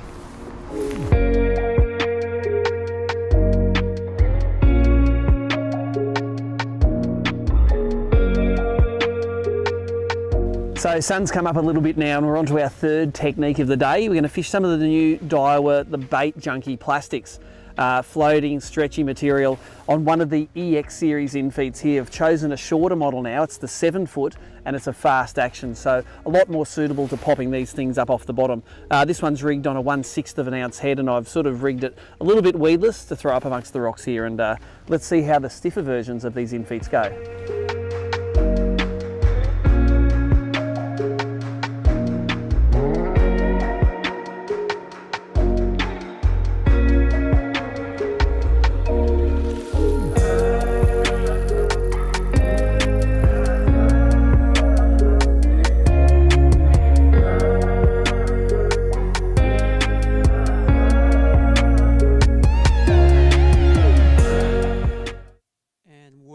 To the Daiwa BREAM Australian Open. It's been a good start to the day so far. Rapid fire of catches coming through via our app.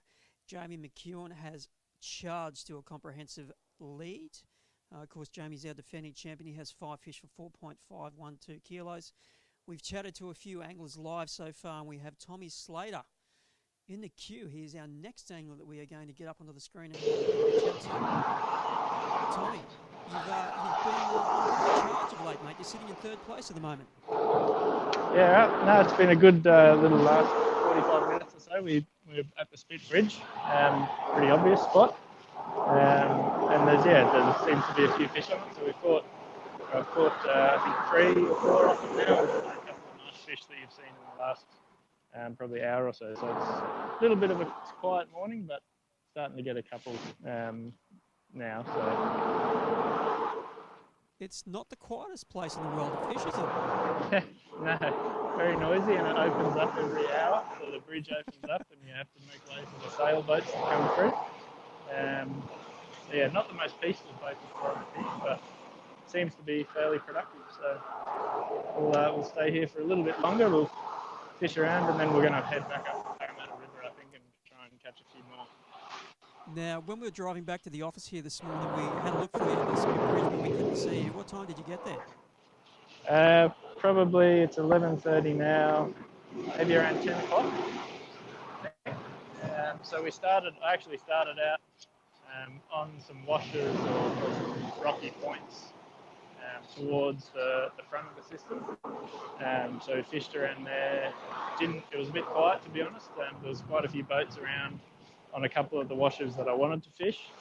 I popped over to Sow and Pig Reef with Jamie, and I got one there and dropped a couple of others, and then headed over towards Manly, and I caught another one in Manly there, and then bounced to this Spit Bridge. So yeah, filled out the limit here and managed one nice upgrade. So you have been running and gunning this morning, haven't you? Yeah, fair bit of running around, and yeah, we'll run back into the Parramatta River probably around 12:30 or so. Maybe give this another hour, depending on if there's a few fish around. There's actually a school of fish here, which is moving around from pylon to pylon. So when you can find them, you generally get a bite. So now, stay run here. Us through the baits and the techniques. Pretty staple deep bridge technique. So I've got a cranker crab tied on to this rod, and I've got extra weight on it. So I've got a 5 gram weight clipped onto it to get it down in the fast current. This is a pretty heavy outfit, so I've got 8-pound braid on this one and 10-pound leader, and this is one of the in-feet. So this is the cranker crab rod, as it's known. So 7'8", so it gives you, even though I've got the drag locked pretty much, it still has enough length to have a nice parabolic curve and pushing the head shakes of the fish and the runs.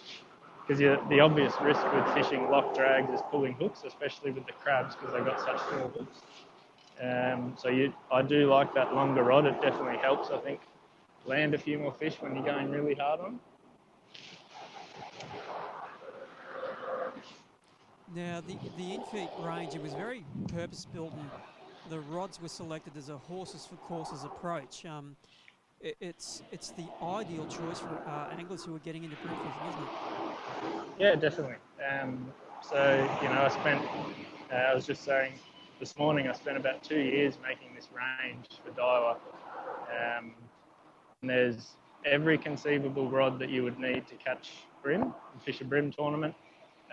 We've got it in the in-feet rods, and we've got it in multiple price points as well. So you don't have to spend a fortune. This one here is one of the mid-level rods, so you can pick that up for around $350. But you've got rods from $190 all the way up to $500 as well in the EX series. So, I mean, I truly believe they're the best range of purpose-built brim rods on the market. I've got 13 of them floating around the boat at the moment, and hopefully we'll get to use a few more this afternoon when we go up the river.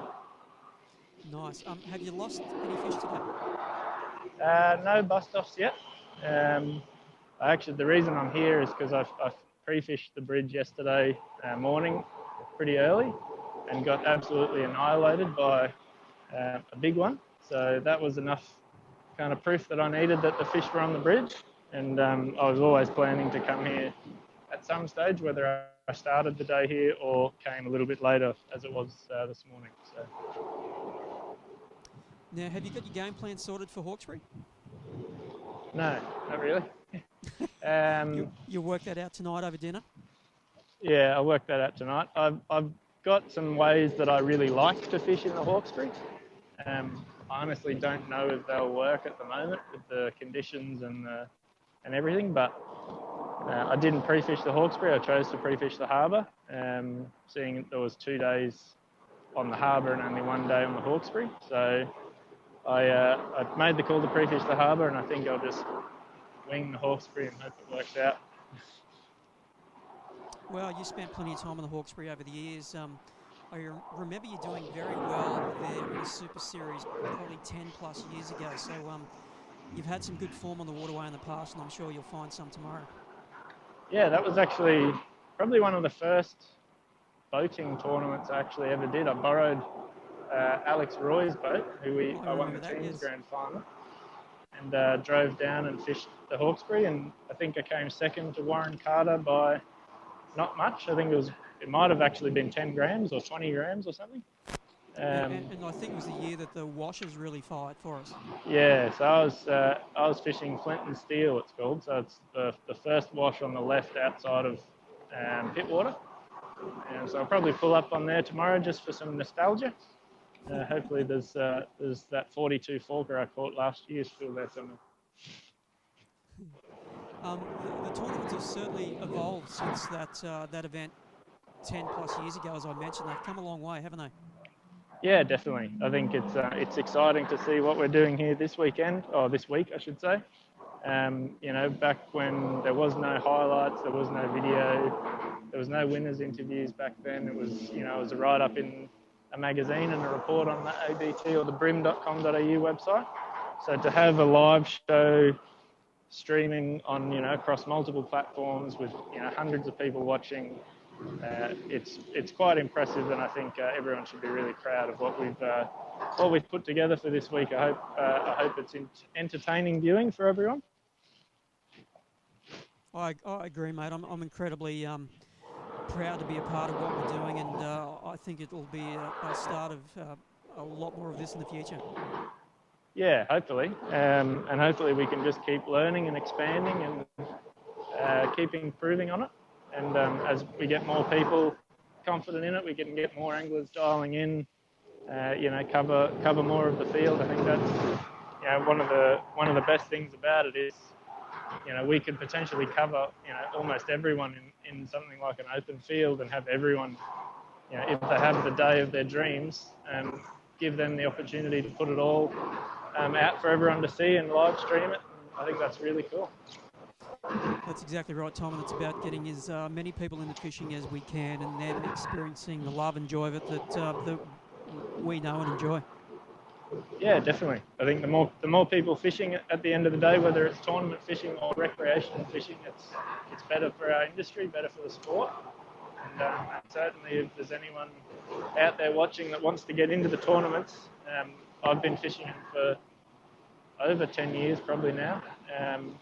And yeah, it's one of the best things I've ever done is get into tournament fishing. So it's created a career for me in a certain way. And yeah, I just really enjoy it, really thankful for it. Well said, mate. Well, we might leave you to it. Thank you very much for spending some time with us, and great job on spearheading Daiwa, being a part of this event. We certainly appreciate it, and all the best for the rest of the day. No worries. Thanks, Armin. There we are, folks. Tommy Slater sitting in third place, 5 fish for 3,019 kilos at the Spit Bridge at the moment. And he, as he mentioned, he's going to move around a fair bit more this afternoon. They will finish up at 2 o'clock this afternoon. We have some more anglers in the queue that we're going to chat to soon. I believe Chris Hickson is the next angler that we will have on the screen. And I think we might also have a bit of a look at the interview that we did with him this morning. I think we are almost ready for that to go. Interview. Chris, nice of you to join us this morning. We thought you'd slept in. No sleeping in. I had to go get coffee and bake an egg roll. That sounds like a Hickson morning. How you feeling about it, mate? Pretty good, eh? Yeah, it's well, it can't be much worse than the last two events I just had, so it's got to come good sooner or later.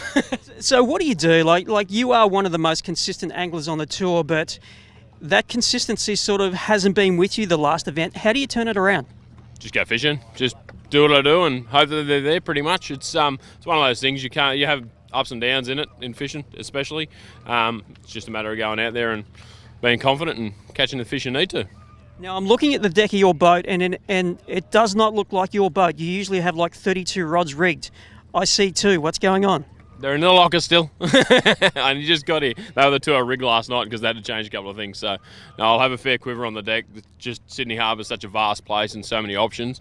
I like to have one of everything tied on, so they'll be there. So what are the money baits you're going to have tied on over the 3 days? Of course, you know, 2 different venues, the Harbour and Hawkesbury, slightly different fisheries. What are you going to be throwing? I think the staple from the practice day was just a grub, just a bait junkie grub on a light jig head. That sort of caught fish wherever I went yesterday. Cranker crabs, of course, you're going to have some of them tied on, and definitely a few deep diving cranks like a rolling crank or a spike for when that tide's up. Now, I've been chatting to the guys this morning and I've been getting them to give me a tip who they think will do well. Your name has featured twice. You can't tip yourself, so who are you tipping? If that big sea push some fish in down the bottom, I reckon Jamie will go back to back, to be honest. If those fish are on that deeper structure, he's the one to catch them. So if it doesn't tune up the harbour and upriver in the Hawkesbury, we're going to do it tough. He's on a good run of form at the moment. Only a fool would bet against him. Good luck, mate. Cheers, mate. And we are back in studio. We just saw a chat that we had with Chris Hickson this morning. Chris, well, he has done everything there is to do in tournament fishing in Australia. Former Australian Open champion, former Grand Final champion, Super Series champion, Megabucks champion. He has done it all. And we're going to have him live very soon. Chris has had a good start to his Australian Open, his Daiwa BREAM Australian Open for 2021, sitting in third place with 5 fish for 2.988 kilos. Chris, we have you live. How are you? How do I turn the volume up? Is that it? Can you talk to me again real quick? Yeah, can you hear me now? Hang on, keep it on. How about now? Try again. Yeah, that's a bit better. Chris Hickson, we are live with the bearded Brimmer. How are you, mate? Hi. Good. Good. Where Oh, are you? kind of good. Just at the start of Hen and Chicken Bay on some boats. Thought I'd poke in, and I've been fishing pretty clear water all morning, so I thought I'd just come up and find some dirty stuff and see what happens. So just junk fishing a bit at the moment. I can't catch stacks of fish. Like, it's stupid how many fish are here. I just can't get a decent one. It's really frustrating, to be honest. So give us a rundown of your first half of the day. What have you been doing?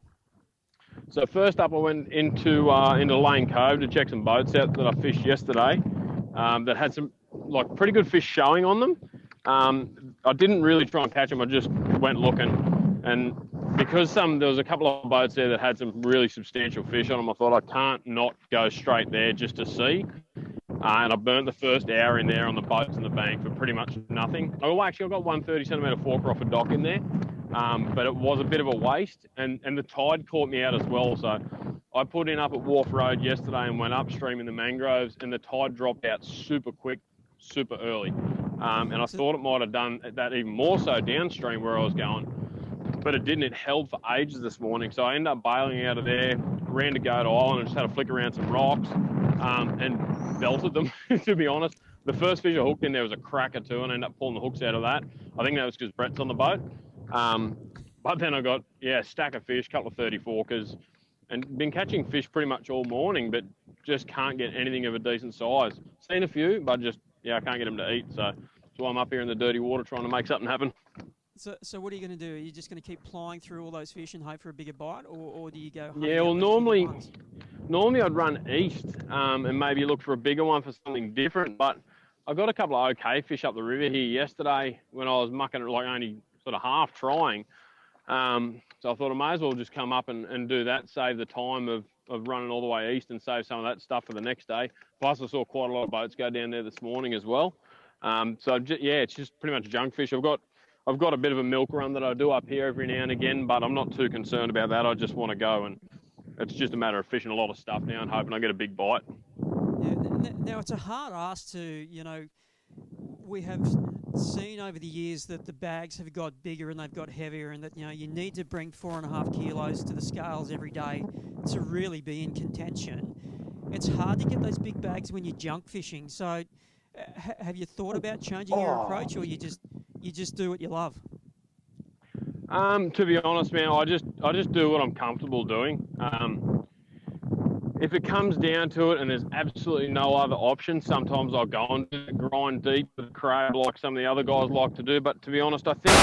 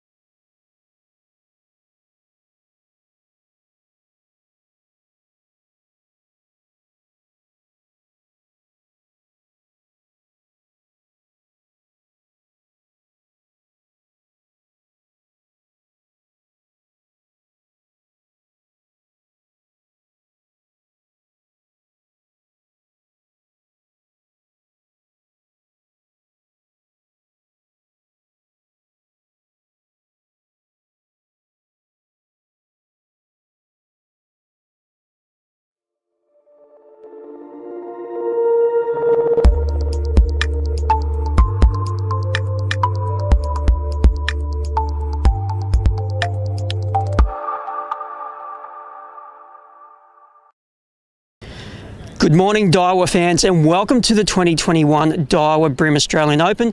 We are here on the shores of Sydney Harbour. It is day one of one of the biggest tournaments on the ABT BREAM calendar. Now, the Open has a rich history, starting in 2004 as a teams event and then evolving into a boater-only multi-venue event. We have 24 anglers fishing this weekend. Let's have a chat to some of the guys and see how they feel about the fishing on offer on Sydney Harbour and the Hawkesbury River. The first angler that we have with us this morning is Daiwa's very own Tommy Slater. Tom, how you feeling, mate? Yeah, good. Happy to be at the Open again. So we missed it last year, obviously, but yeah, really keen to get on the water. Hopefully the fishing's all right. We'll see if we can find a few. Now, it's a not a 2 day, it's a 3 day tournament with 2 venues, Sydney Harbour on day 1 and day 3, and Hawkesbury on day 2. The question is always, which venue do you pre-fish? I pre-fish the Harbour, figuring you spend 2 days here and 1 day in the Hawkesbury. I don't, to be honest, I don't actually fish either venue that much, even though I live here. I don't have like a milk run of spots like some of the other guys do. I have the ways that I like to catch them, and if hopefully that works today, and if it doesn't, I'll just do a bit of junk fishing and hopefully put a bag together. Now, Daiwa is very strong these days when it comes to brim gear, and that's very much because of you. You want to give us a bit of an insight in some of the tackle and especially lures, because lures are very hot for us at the moment. Some of the baits you're going to be throwing over the 3 days. Yeah, for sure. So I think I've got 13 of the new in-feet rods rigged up on the deck. So I've got all sorts of stuff. And we are back live. We've had a few technical issues this morning, mainly due to audio, but we seem to have it sorted now. Before we had that unwanted interruption, we were chatting to Chris Hickson, so we are dialing him up again, and we're going to chat to him again very soon, hopefully. As we saw, he was upriver cranking boat holes, sitting in third place with 2.988 kilos, so just shy of 3 kilos for Chris. Tom Slater sitting in second with 3.019, and Jamie McEwen is leading the charge with 4.512 kilos. 24 anglers fishing this event, $12,000 in cash we are giving away. The champion angler will take home $5,000, and we also have 4 prizes for the 4 biggest fish for the tournament. Boater only event, 3 days. Day 1, day 3 they fish Sydney Harbour, and day 2 they are off to the mighty Hawkesbury. Tomorrow morning is the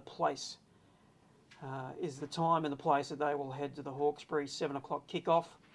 Once again, we will do our live coverage tomorrow from 10 a.m. till 1 p.m. Each day of the events, we will be coming to you with live footage from the studio and also from the boats with the anglers. We have Chris Hickson live with us again. Chris, have you got me? I got you, man. Hey, what you doing, mate? Changing a bait?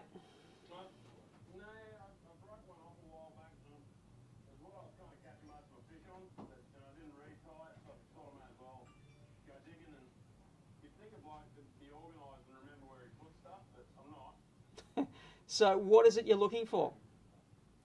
I'm actually looking for a mudblood bait junkie grub. So like a green pumpkin, red fleck sort of colour. I'm blind. Is where I looked the first time. So and rigged on a jig head. What size? I'm going to put it on on about a 20th at the moment. The wind's come up a little bit, so I'll go a touch heavier than I have been. The fish are really high on the boats, but pretty hard to catch those ones. So been trying to just sink it a little bit deeper to find a bigger fish, but it's not working. So what's the key piece of structure on those boats that you think the fish are holding on and you're trying to hit right on the nose with that lure? Well, they're all along, they're up feeding all along quite a lot of the boats. And it's early on, it didn't really matter. They just swim down and eat it. But once that bite window this morning, when the moon was in the right spot, sort of waned out, they've been pretty touchy since. So I've been just trying to parallel it as much as I can, mainly due to the wind, because if I try and go side on it, it just drags my bait away. And then, let it sink down and watch for the tick in the line. I was just trying to coax them onto it a bit with a minnow then, just to see if I could fire them up, but it's just small fish, after small fish at the moment. So anyway, we'll go and pick another boat and try and catch one of it. Now, we've run plenty of Australian Opens over the years, and we've seen a real evolution in the gun techniques. You know, in the early days, it was soft plastics to fix structure, and then Greg and Pat used to get them on the boat hulls up the Parramatta and the Lane Cove. Cranker crabs have really emerged over the years. You and Morgo throwing crankbaits on shallow edges. It's been quite a diverse event, hasn't it? And that's Sydney Harbour to a T. It's got a bit of everything. Aside from a stack of oyster racks and maybe some proper weedy flats, there's just about everything in this place. You've got hard rock structure, beaches, docks, boats, washes. You've got literally a bit of everything, which is, I think, why it makes this event so good, because anyone from any part of the country can come here and find something that suits them. And as I said when I pulled up, like, everyone's got their favourite spots in Sydney Harbour. I've got a few of mine as well, but I'm just as comfortable fishing this run of boats as one down the back, because you just don't know where those big fish are going to turn up. And if you're not local, you've got just as much as catching them anywhere else than those guys do. Like, the locals will have their boat or their wharf or their rocks that they know they'll catch a big fish off.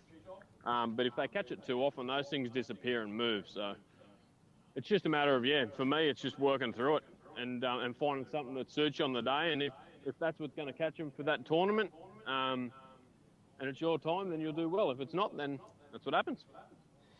Now, you know, as I've mentioned a few times, the Daiwa BREAM Australian Open took a bit of a break there for a few years, and when it came back, it was, you know, it was really popular, and the guys had really missed it on the calendar. And, you know, being boater only, it was very much the ultimate test. And I suppose for a lot of people, to win the Open is more prestigious than winning the grand final. Especially these days, it's the only boater only event we have.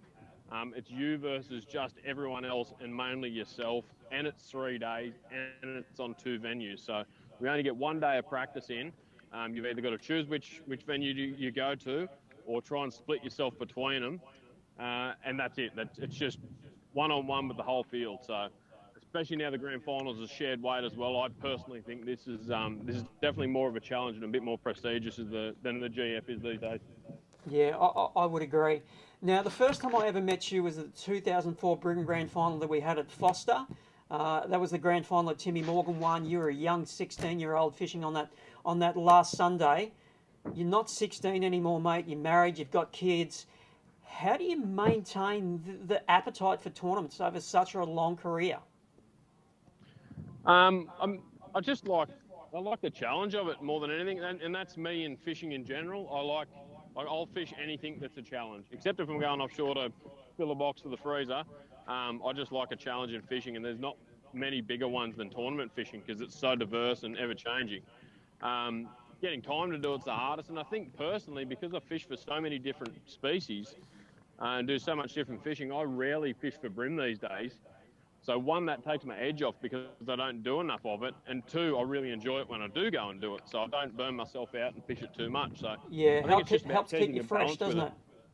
Yeah, that's it. Yeah, I just tend not to do too much of it, and it shows sometimes, like the last couple of tournaments. But anyway.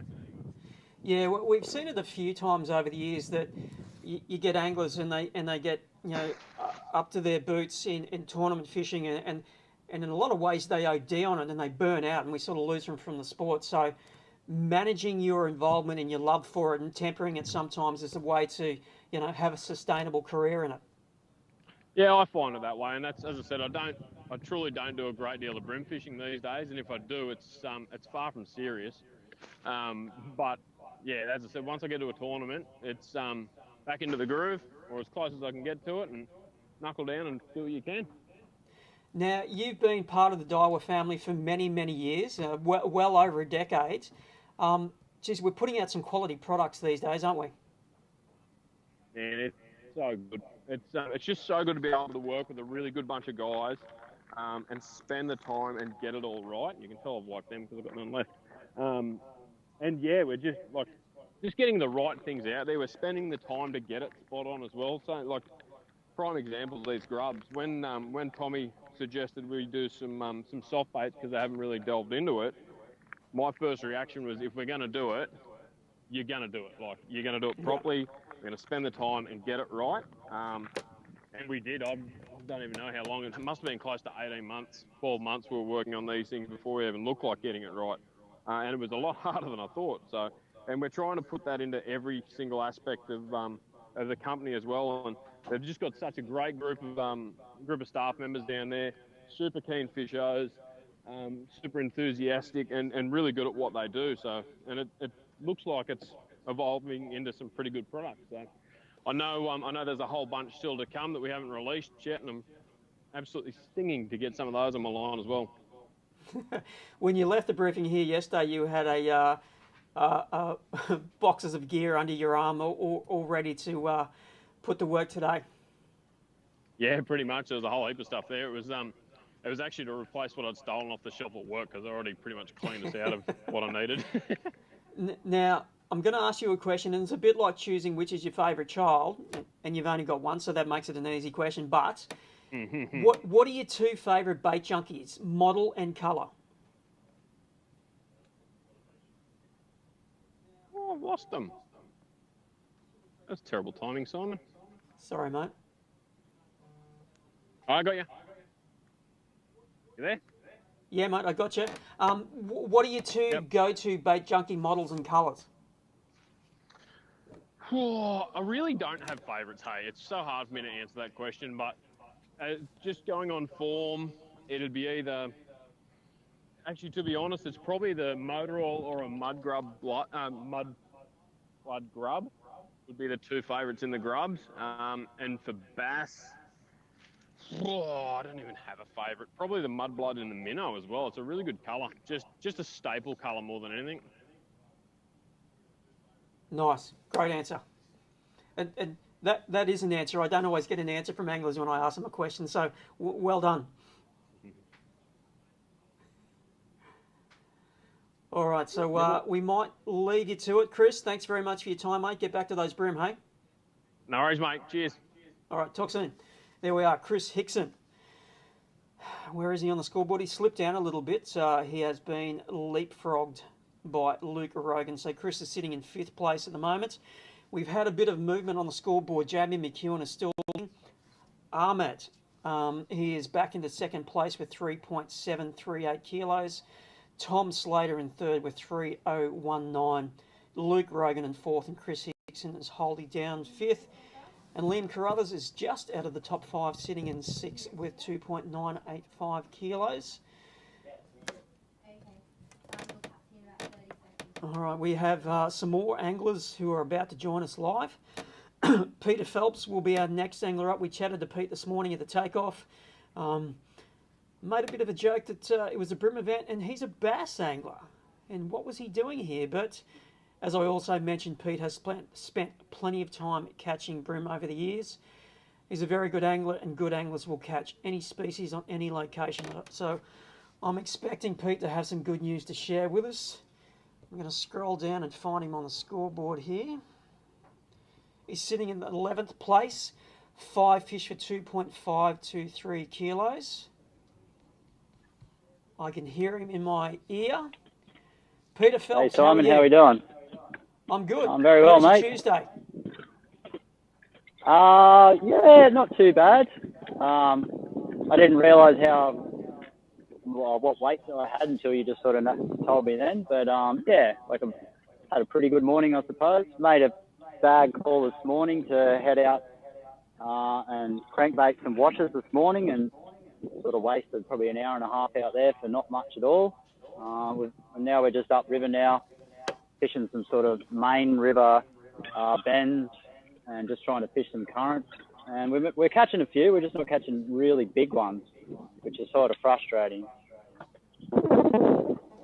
Now, I mentioned just before we crossed to you and also this morning that, you know, you're more known as a bass angler, but when it comes to bass fishing, and especially your bass fishing, you have quite a finesse skill set, which applies quite well to the bream fishing, doesn't it? Sorta. When finesse comes into play at Glenbourne, I throw over my shoulder and aim at a weed bed. This is sort of pretty well unknown for me. You know, and for me to try and outcast like the likes of Hickson and Morgan and Tommy Slater and that, I'm not really on the same. Oh, there we go. Just a little fella. Not really on their level, unfortunately. But I seem to be able to catch plenty this size, just on the bait junkie grub around these pontoons and that in the shadows. So yeah, I handle fishing at plastic, no dramas at all. It's just I definitely know my casting ability will cost me, probably by the end of the weekend. But you know, every day I'm getting better and I'm learning, and yeah, it will just get easier over time, I suppose. One thing that I've observed over the years that bass anglers who spend a bit of time brim fishing, it actually improves their bass fishing. That's a piece of rope. Sorry, mate. I'm a little bit anxious. There's a lot of fish around these pontoons, so I'm expecting to bite like every one.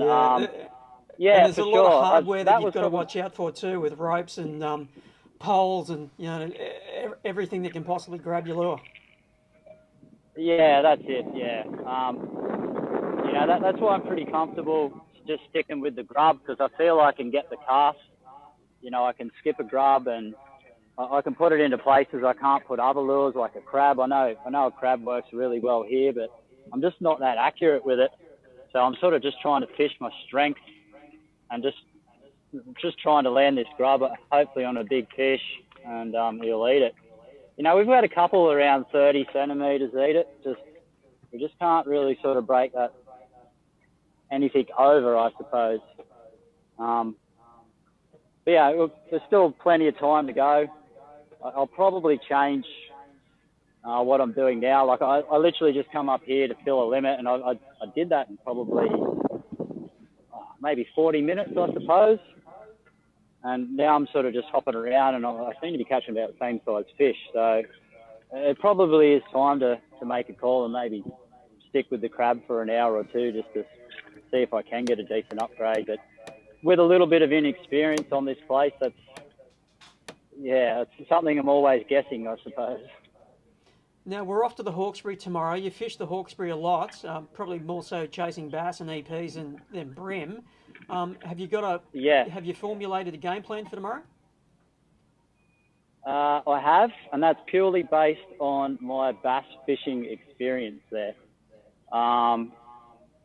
Like this place here is a massive beast, the harbour. You've got so much to cast at. So I spent my day practice fishing here, and I'm sort of just going to wing the Hawkesbury.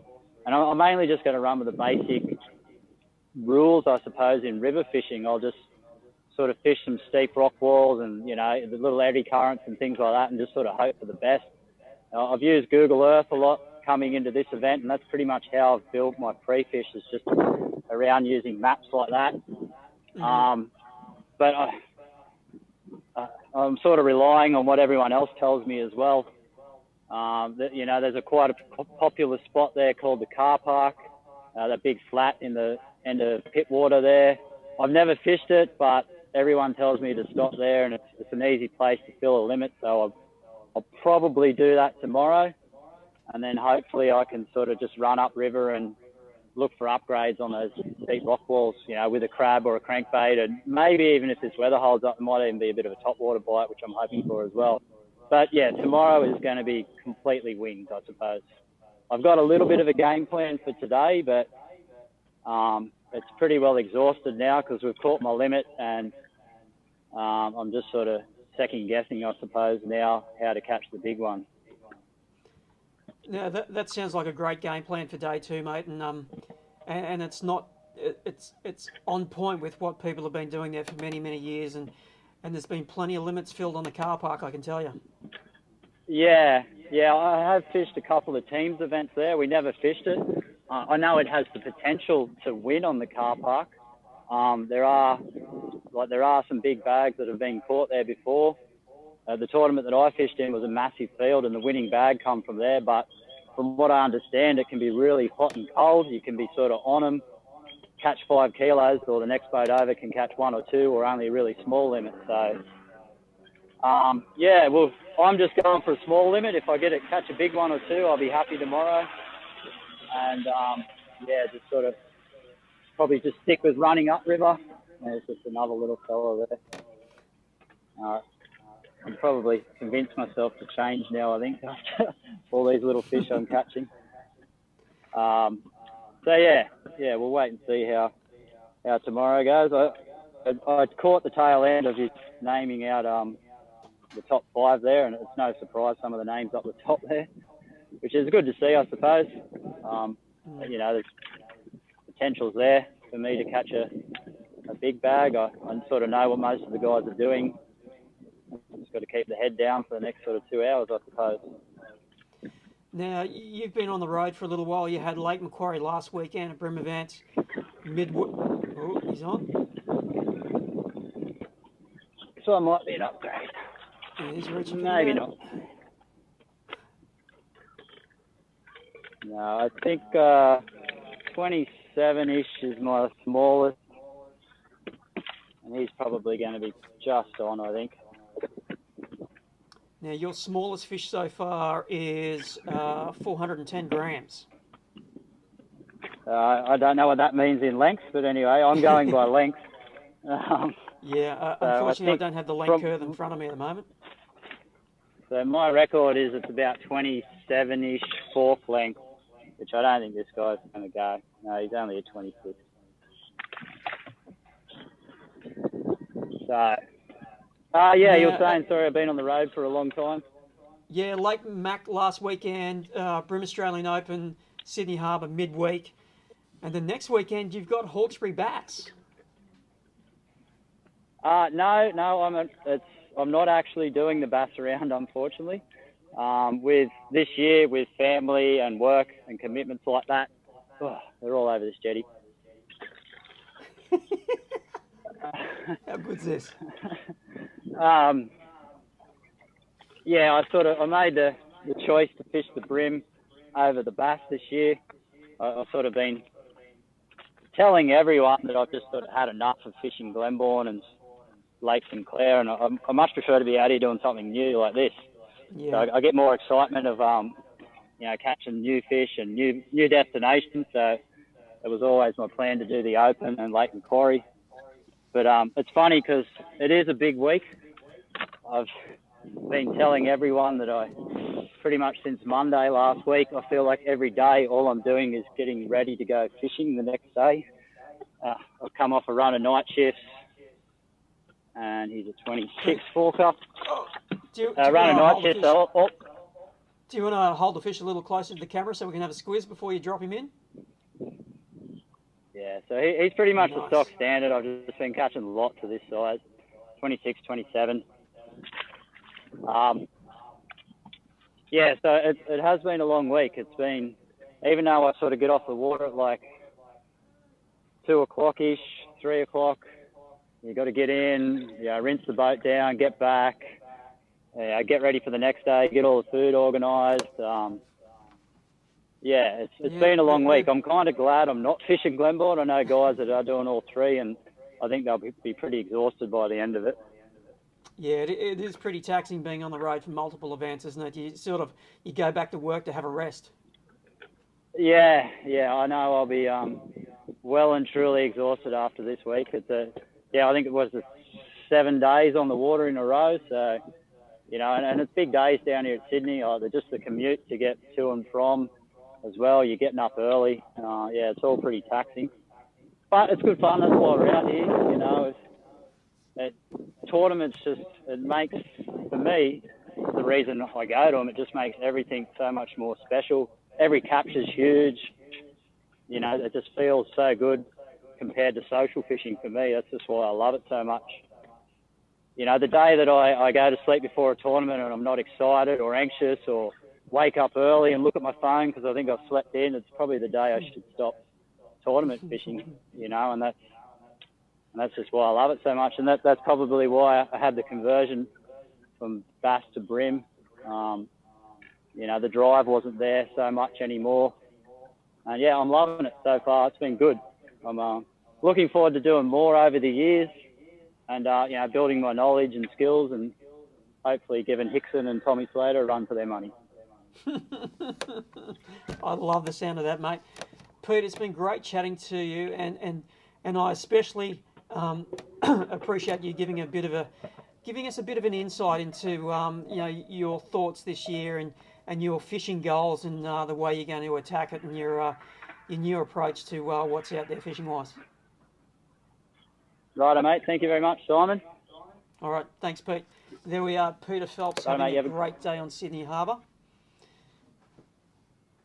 It's always great to chat to the anglers and get a bit of an insight into what they're thinking, what they do, why they do it, and their motivations to get up at 4 o'clock in the morning and go fishing and do it for 7 days straight. It's not an easy thing to do, so it's great to get that human side to what we do in tournament angling. So I think we might take a bit of a break, Nick. We got something queued up. All right, guys, time for a break. We'll be back soon with a bit more live. All right. Now film it. I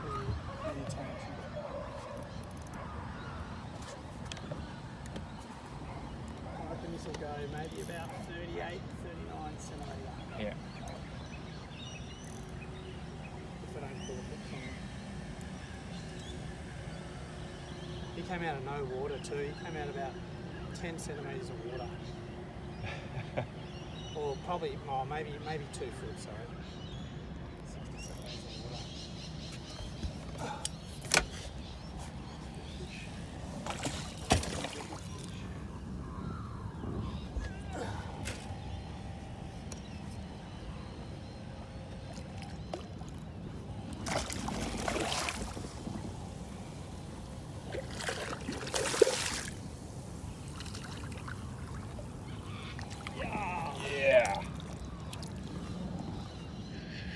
Woo!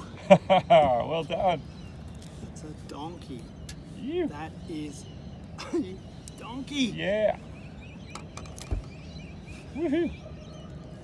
I'll get a photo.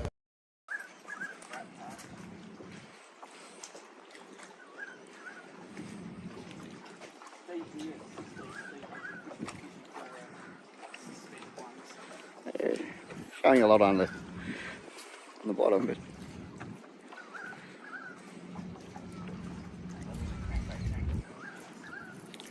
yeah, great cast net tangles.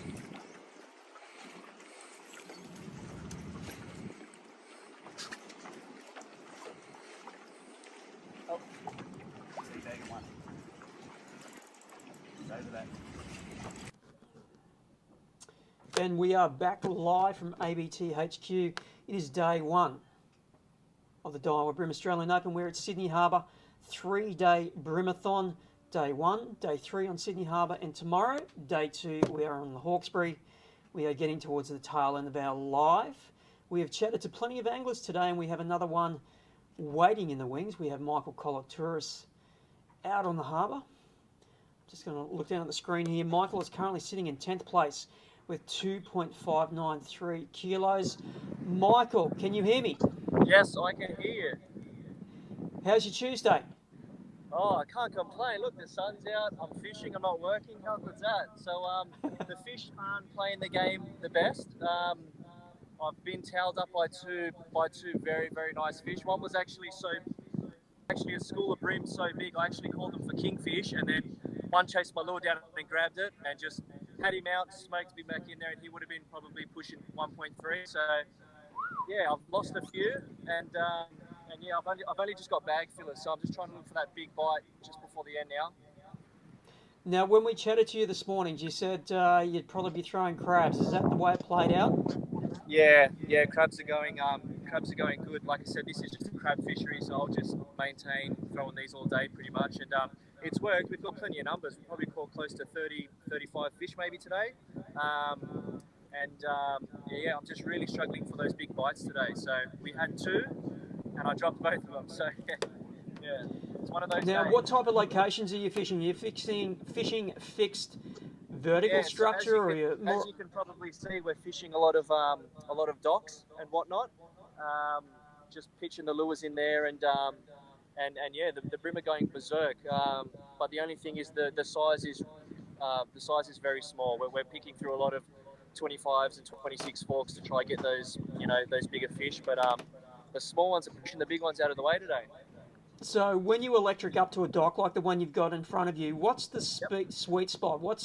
Where's the magic spot to put that cranker? The magic, the magic spot is the spot where you don't think you're going to land them. That's where, if you want to try and get a big fish, you've got to throw your lures in some nasty country. And like I said, those last 2 fish we hooked today, they were in country where I was saying in my head quietly, I don't think I'm going to land it, and sure enough, they got me. So yeah, so the darkest, deepest hole you can find. Just watch for the little tick in the line and hold on and wind like you're fishing the racks. So.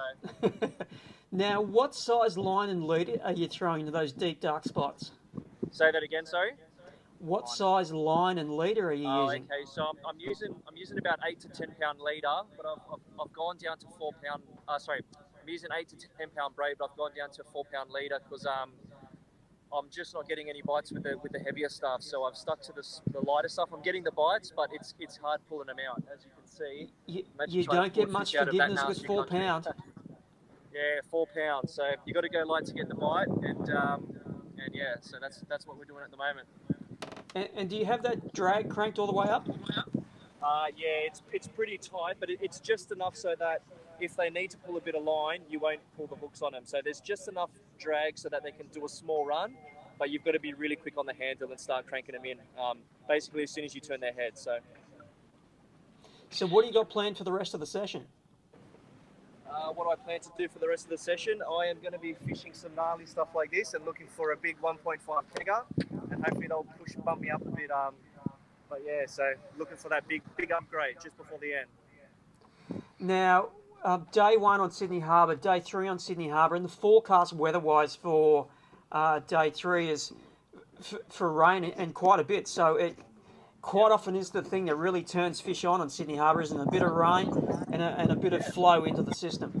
Yeah, 100%. So if a bit of rain comes in, because actually Sydney's had quite a fair bit of on and off rain in the last 3 weeks, but it's actually surprisingly clear. I'm a bit surprised at how clear the water is. So if we have a good dumping tomorrow, we might turn it on to day 3.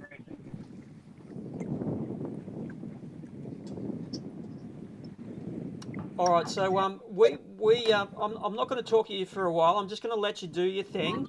Yeah. You fish away, and I'll just watch you over your shoulder if you don't mind.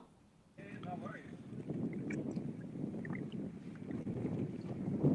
Deepest, nastiest spot is where he wants to put that lure.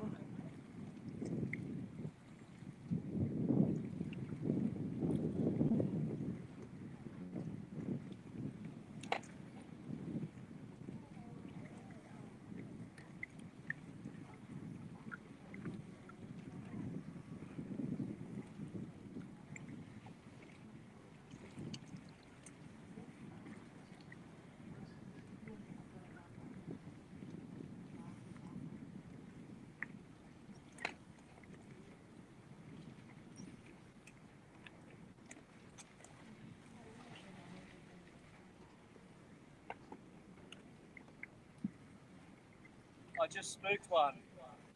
One right at the trial.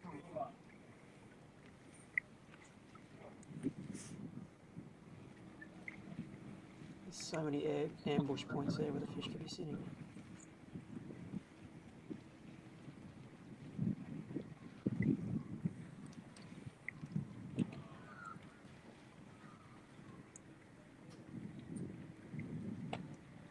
There are so many ways to lose a fish in that spot.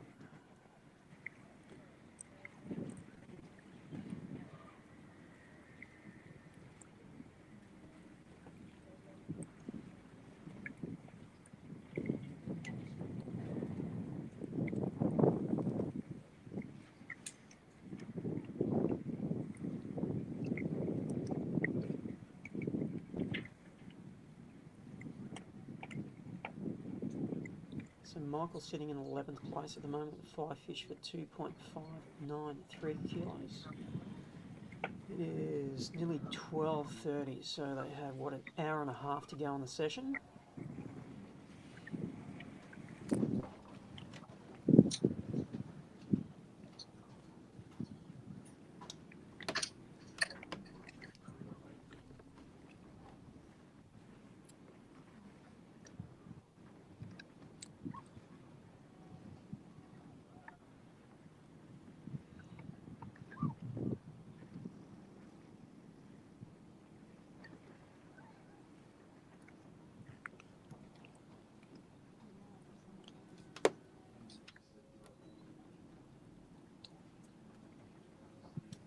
just saw one flash up on the dot.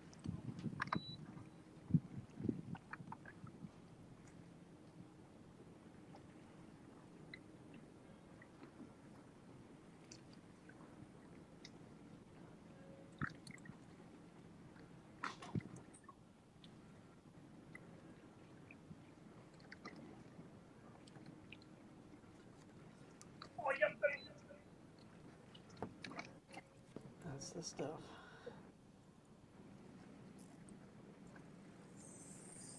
He's on the electric leading it out.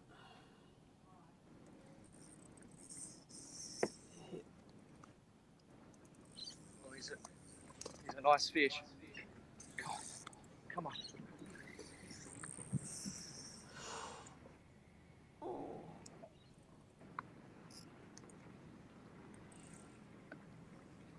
come on, baby.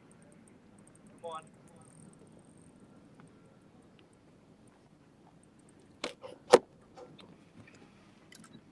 Oh, the fuck.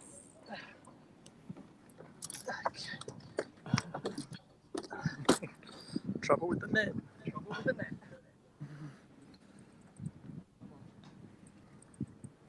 Oh yeah, he's a keg. This is what I need.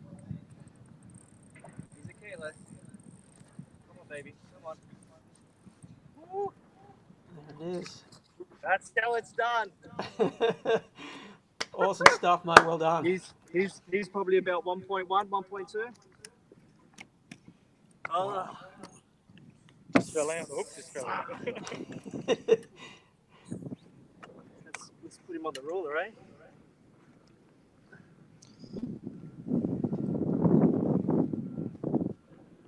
Just under 36 fork, 35.8. The ABT one. Locker. Pop on the ABT ruler, the official ruler. He's a brave man leaving that unattended on the front deck. They could easily end up in the water. They're worried about you leaving it on the front deck.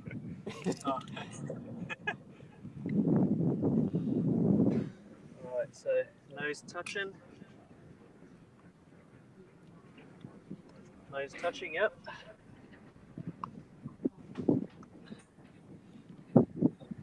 Nose touching, and he is 36 fork with, we'll close his lips.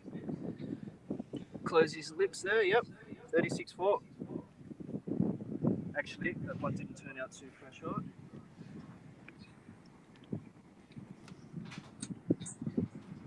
Beautiful. Upload.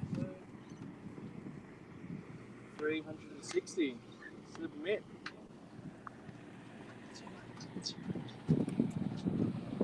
That's what you want with an hour and a half to go. There, buddy. Awesome job, mate. Fantastic. Sydney skyline in the background. All right. That's an iconic Australian Open moment right there. How good's that? We got it on film. We did.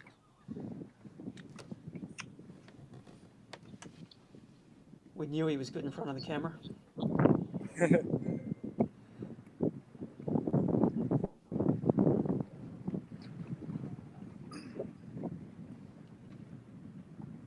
Your hand's still shaking, Michael? Woo, she's shaking.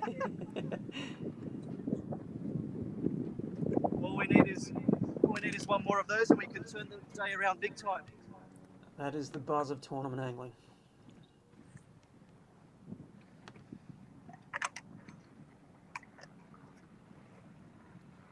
Actually saw that fish feeding. Here. I actually saw the flash and pitched the lure in there, and then bang, he was on.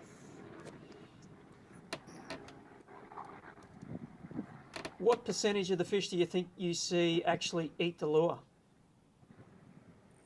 What percentage of fish do you see actually eat the lure? Oh, today it's been a high percentage. Probably, honestly, 85% we've seen all the bream today eat our lures.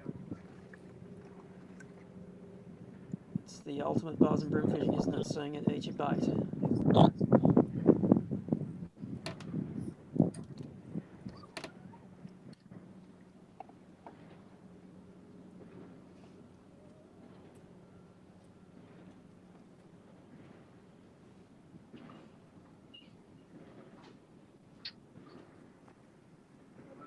jackets coming out.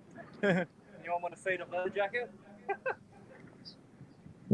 That's a good meal right there. Yeah, I think that'll fix up with a refresh.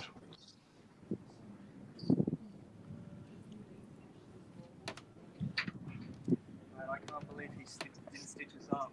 I cannot believe it. Given the luck you've had today. Yeah, given the luck I've had, yeah.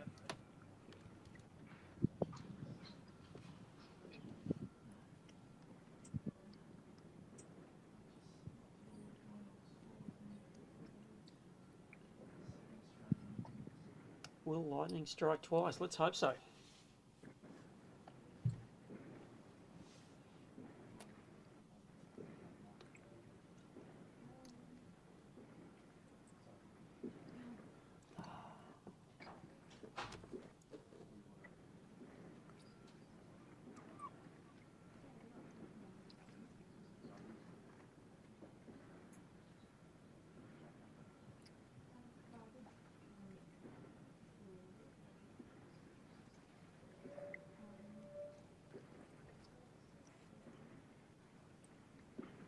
Oh, here we go. Good fish swimming down to my lure now.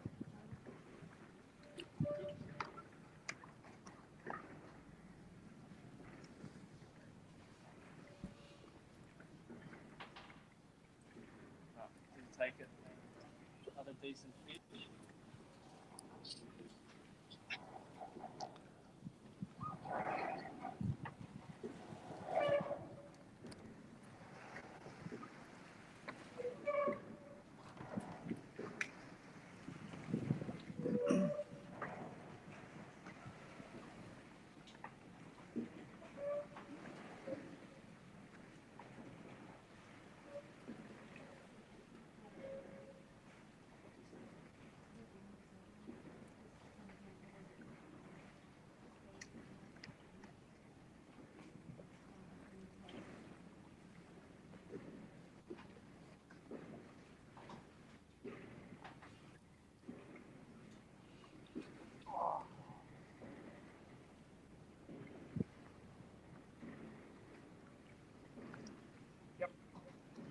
Oh, he's on again. Is that my little rat?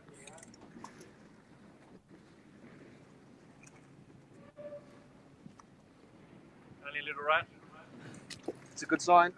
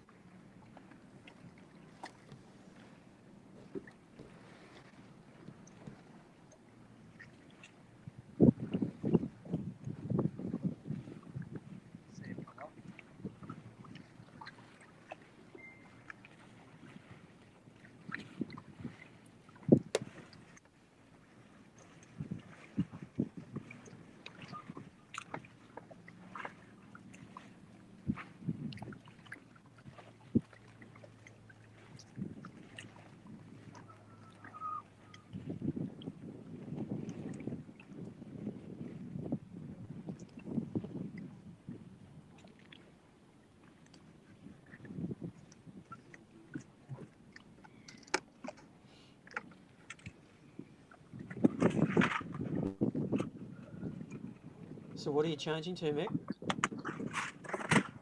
Just asking what are you changing to? Oh no, just putting on another jig head. Lost that jig head unfortunately. Lost about probably, how many jig heads do you reckon I've tied on today? Maybe about 15? Yeah.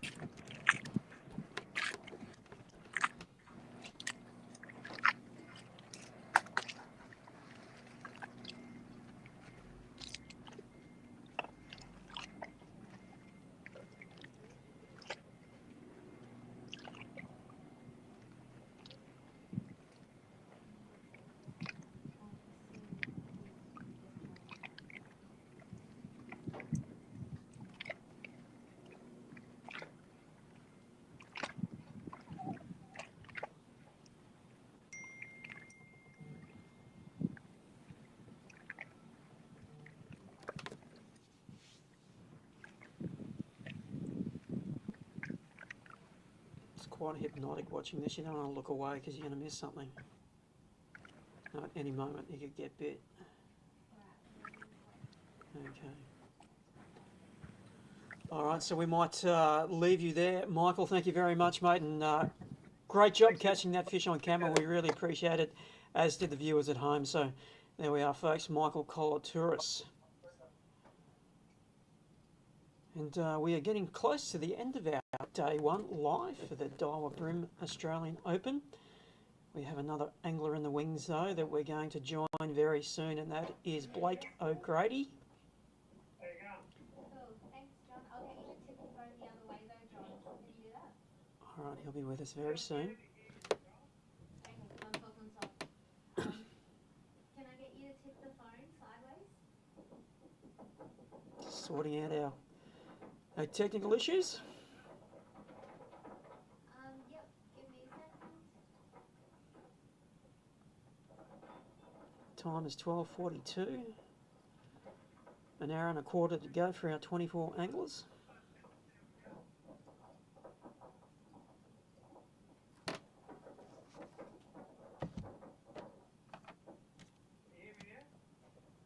I can hear you loud and clear. Just tilt it up so we can see Blake's head. John, that's it. Beautiful. If I'm going to turn it sideways, that's Blake in the frame altogether there? Yeah, beautiful. Love it. Don't move.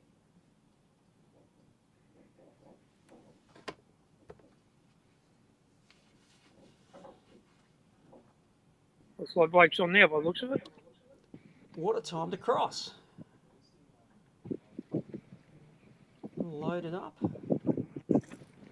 Little Taylor. Unwanted bycatch. Yeah, a bit of bycatch, Taylor. Now I'm just going to get his score up on the screen here.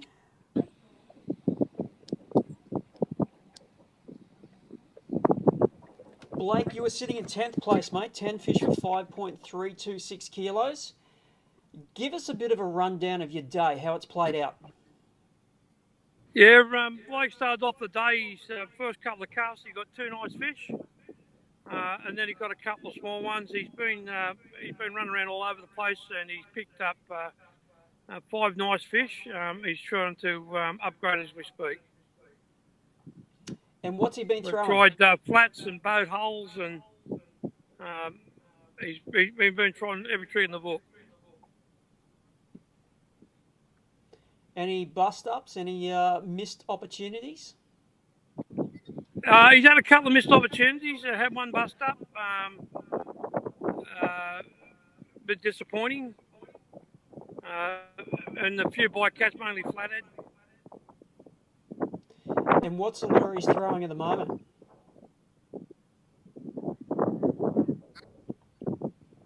He's throwing a chubby at the present moment, one that he's painted himself. On these new rods, he's got the duff rods. Nice rod, and he's going well with them. Nice, nice. So whereabouts are you guys? We're in Barnwell, near the Barnwell Golf Course. Looks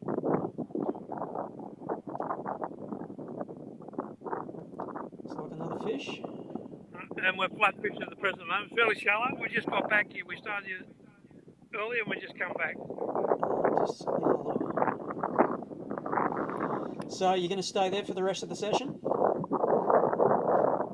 I'm sorry, what was that? Will you stay there for the remainder of the session? I'm not too sure yet. Are you going to stay here for the remainder of the session, Blake? Or yeah, it's not long to go. Unless you can think of somewhere better to go, this is where we'll stay.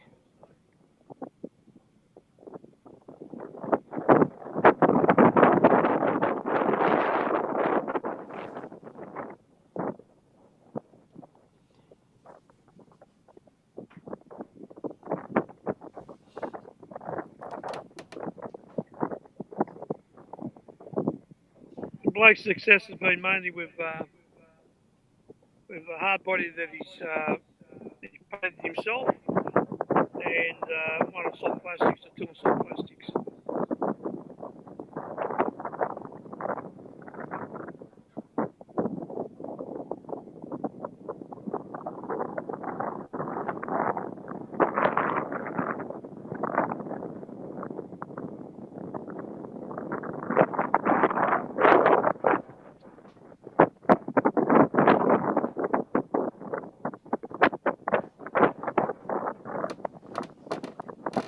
Now, we heard it mentioned that Blake was fishing with duff rods. We actually have the man himself, Steve Duff, fishing this tournament as well. Steve lives He's got a number of duff rods on the boat, and they're going rather well. Steve's made the trip up from Victoria, and Steve's currently sitting in 22nd place. Steve Duff's in 22nd place. Okay. All right, boys. Well, we might leave you to it. All the best for the remainder of the session. Great job on a day one at the Daiwa BREAM Australian Open. Fantastic effort.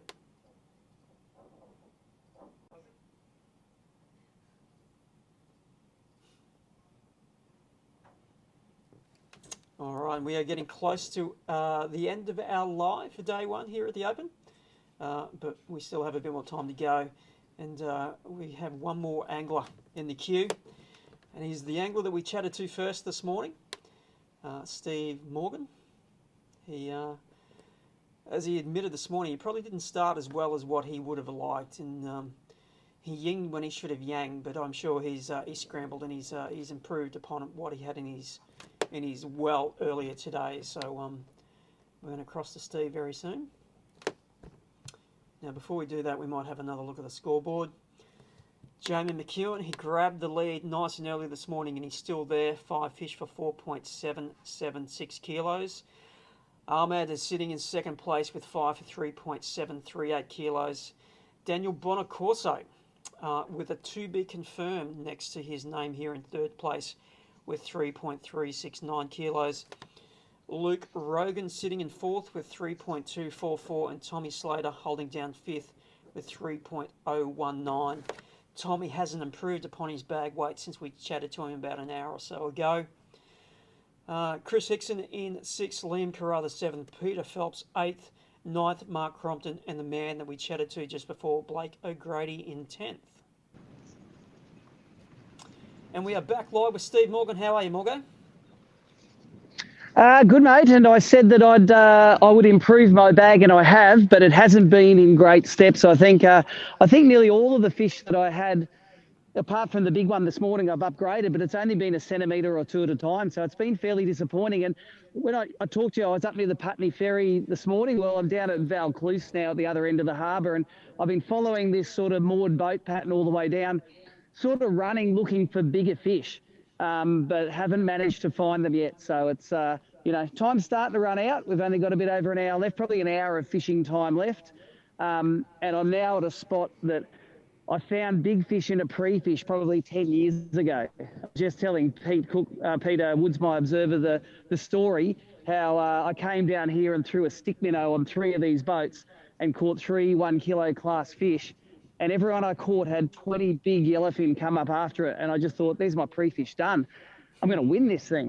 And I came down here, spent half a day here and got a donut. I had to run around to try and catch my limit elsewhere. So, we're pulling out a bit of history now. It's a pretty good afternoon for boat fishing. The sun's out. There's plenty of shade under these boats. It's crystal clear water down here. I can see Jamie McEwen out on the reef out there. He is like a tick on a dog's back there. He is planted there, and obviously I've seen the scoreboard now, so I know he's doing really well. So, like they say, we're not going to give up. I don't have to go in and get ready for a weigh-in today, so I'm going to enjoy actually fishing until the end, which is pretty cool, because another, 30-something centimetre fish, and I can be up where I need to be in the top half of the field. Now, earlier when we chatted to you, you could see a lot of the fish just sitting under the holes. Are they still high, or they've dropped a little bit?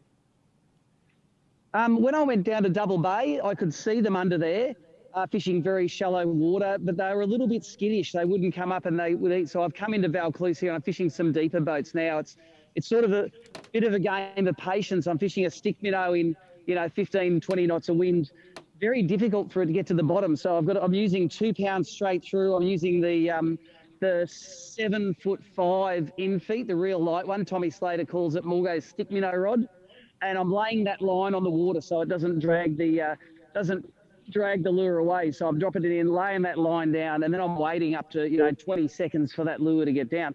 And the way the stick minnows work is, if there's a school of bream down underneath, the most excited one will rush up and grab it and then try to run off so his mates don't get it. So and those 2 little trebles on there are so sharp, he'll get hooked on that. So look, there might be one on the lure right now, and when I take up the slack, that's when I find out if there's a fish there. So I'll wind in. No, then I just give the other ones a chance to get it, and rinse and repeat. That's how this technique works. And, trust how it goes down. That's the addictive sort of fishing that I should have done today and I didn't. I'm now throwing stick minnows on 2 pound. You tell me who's stupid. Well, whenever you're reaching for a stick minnow and 2 pound, I know things are getting hard. Now, you mentioned something before that is very much the key when fishing.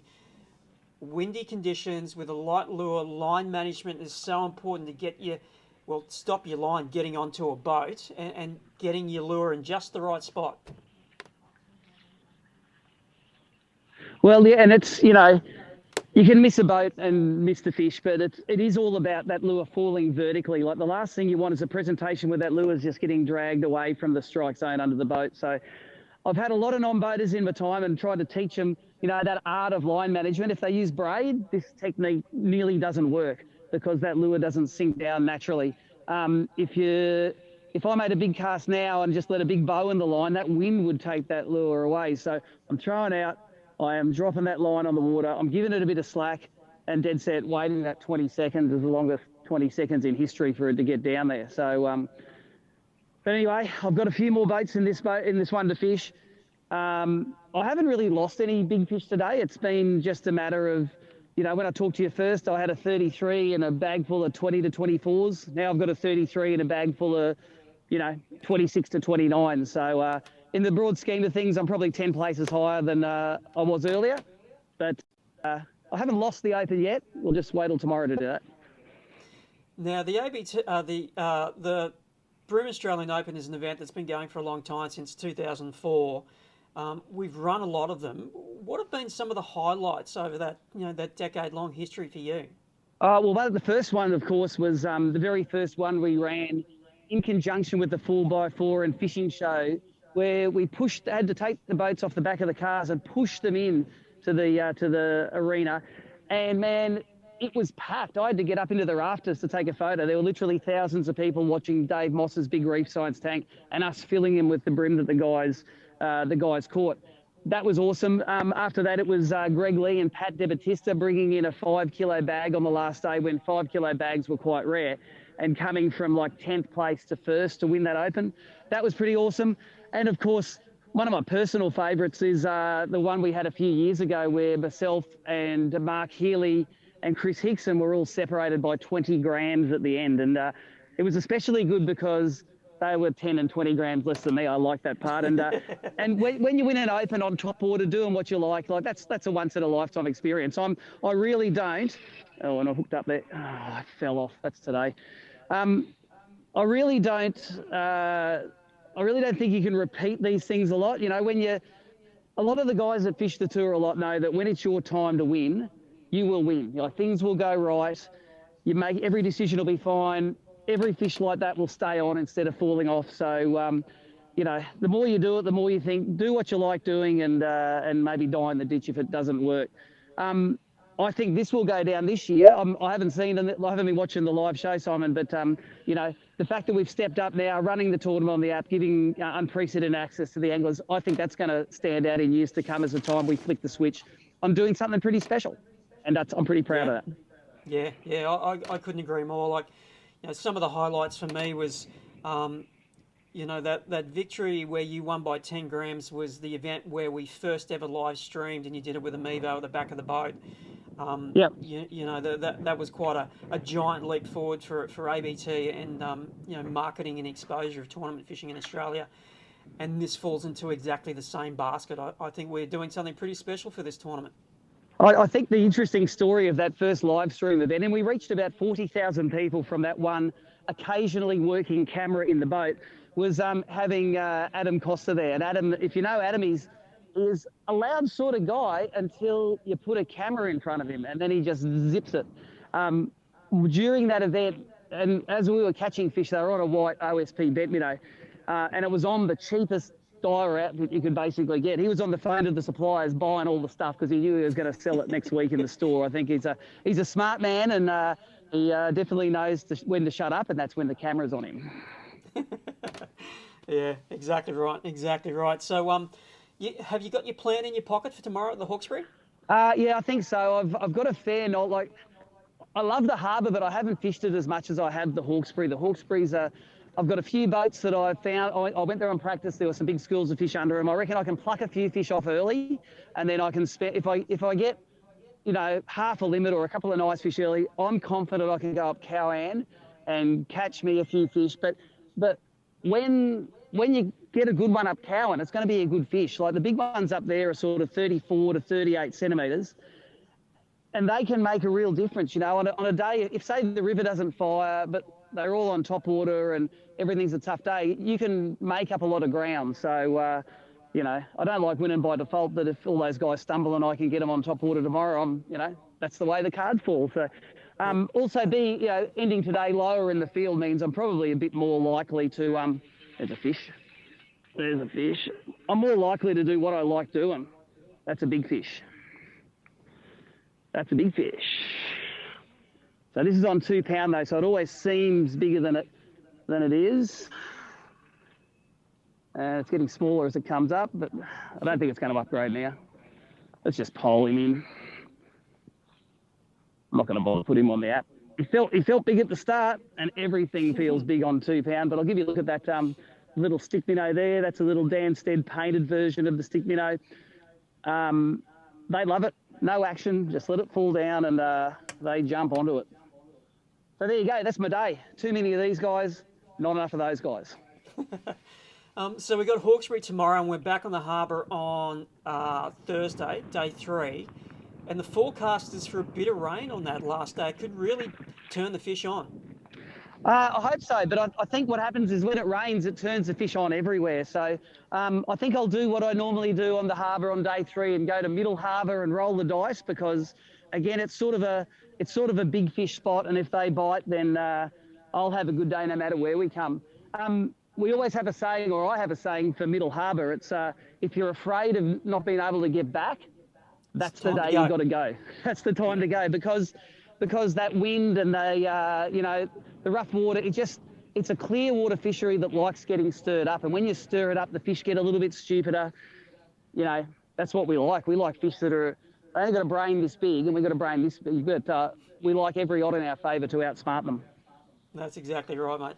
Well, thank you very much for spending some time with us. We are just about done with live for day 1 here at the Open. It's been a great way to start the tournament. Awesome, mate, and we appreciate your insights. There's some good questions there. You're doing well. My pleasure, mate. There we are, Steve Morgan, day 1 of the Daiwa BREAM Australian Open. On Sydney Harbour today, they are off to the Hawkesbury tomorrow and back to the Harbour on day 3. And the time is 1 o'clock, and we have just about, well, we are at the end of our live for day 1. We'll be back again tomorrow morning from 10 a.m. through till 1 p.m. We do it each and every day of the Daiwa BREAM Australian Open. We'll be down at the starts tomorrow. We aren't heading south to the harbour. We are off north to the Hawkesbury for the takeoff tomorrow morning. They will get underway at 7 o'clock. We'll be back here crunching the edit, and we'll get that up live before we do our live at 10 o'clock. That's it. We are done and dusted, folks. I hope you have enjoyed what we have put on this afternoon and this morning. We've had a great time. We're ironing out a few bugs, getting our audio sorted, and we'll be back on day 2 bigger and better. Thanks for watching. We'll see you tomorrow.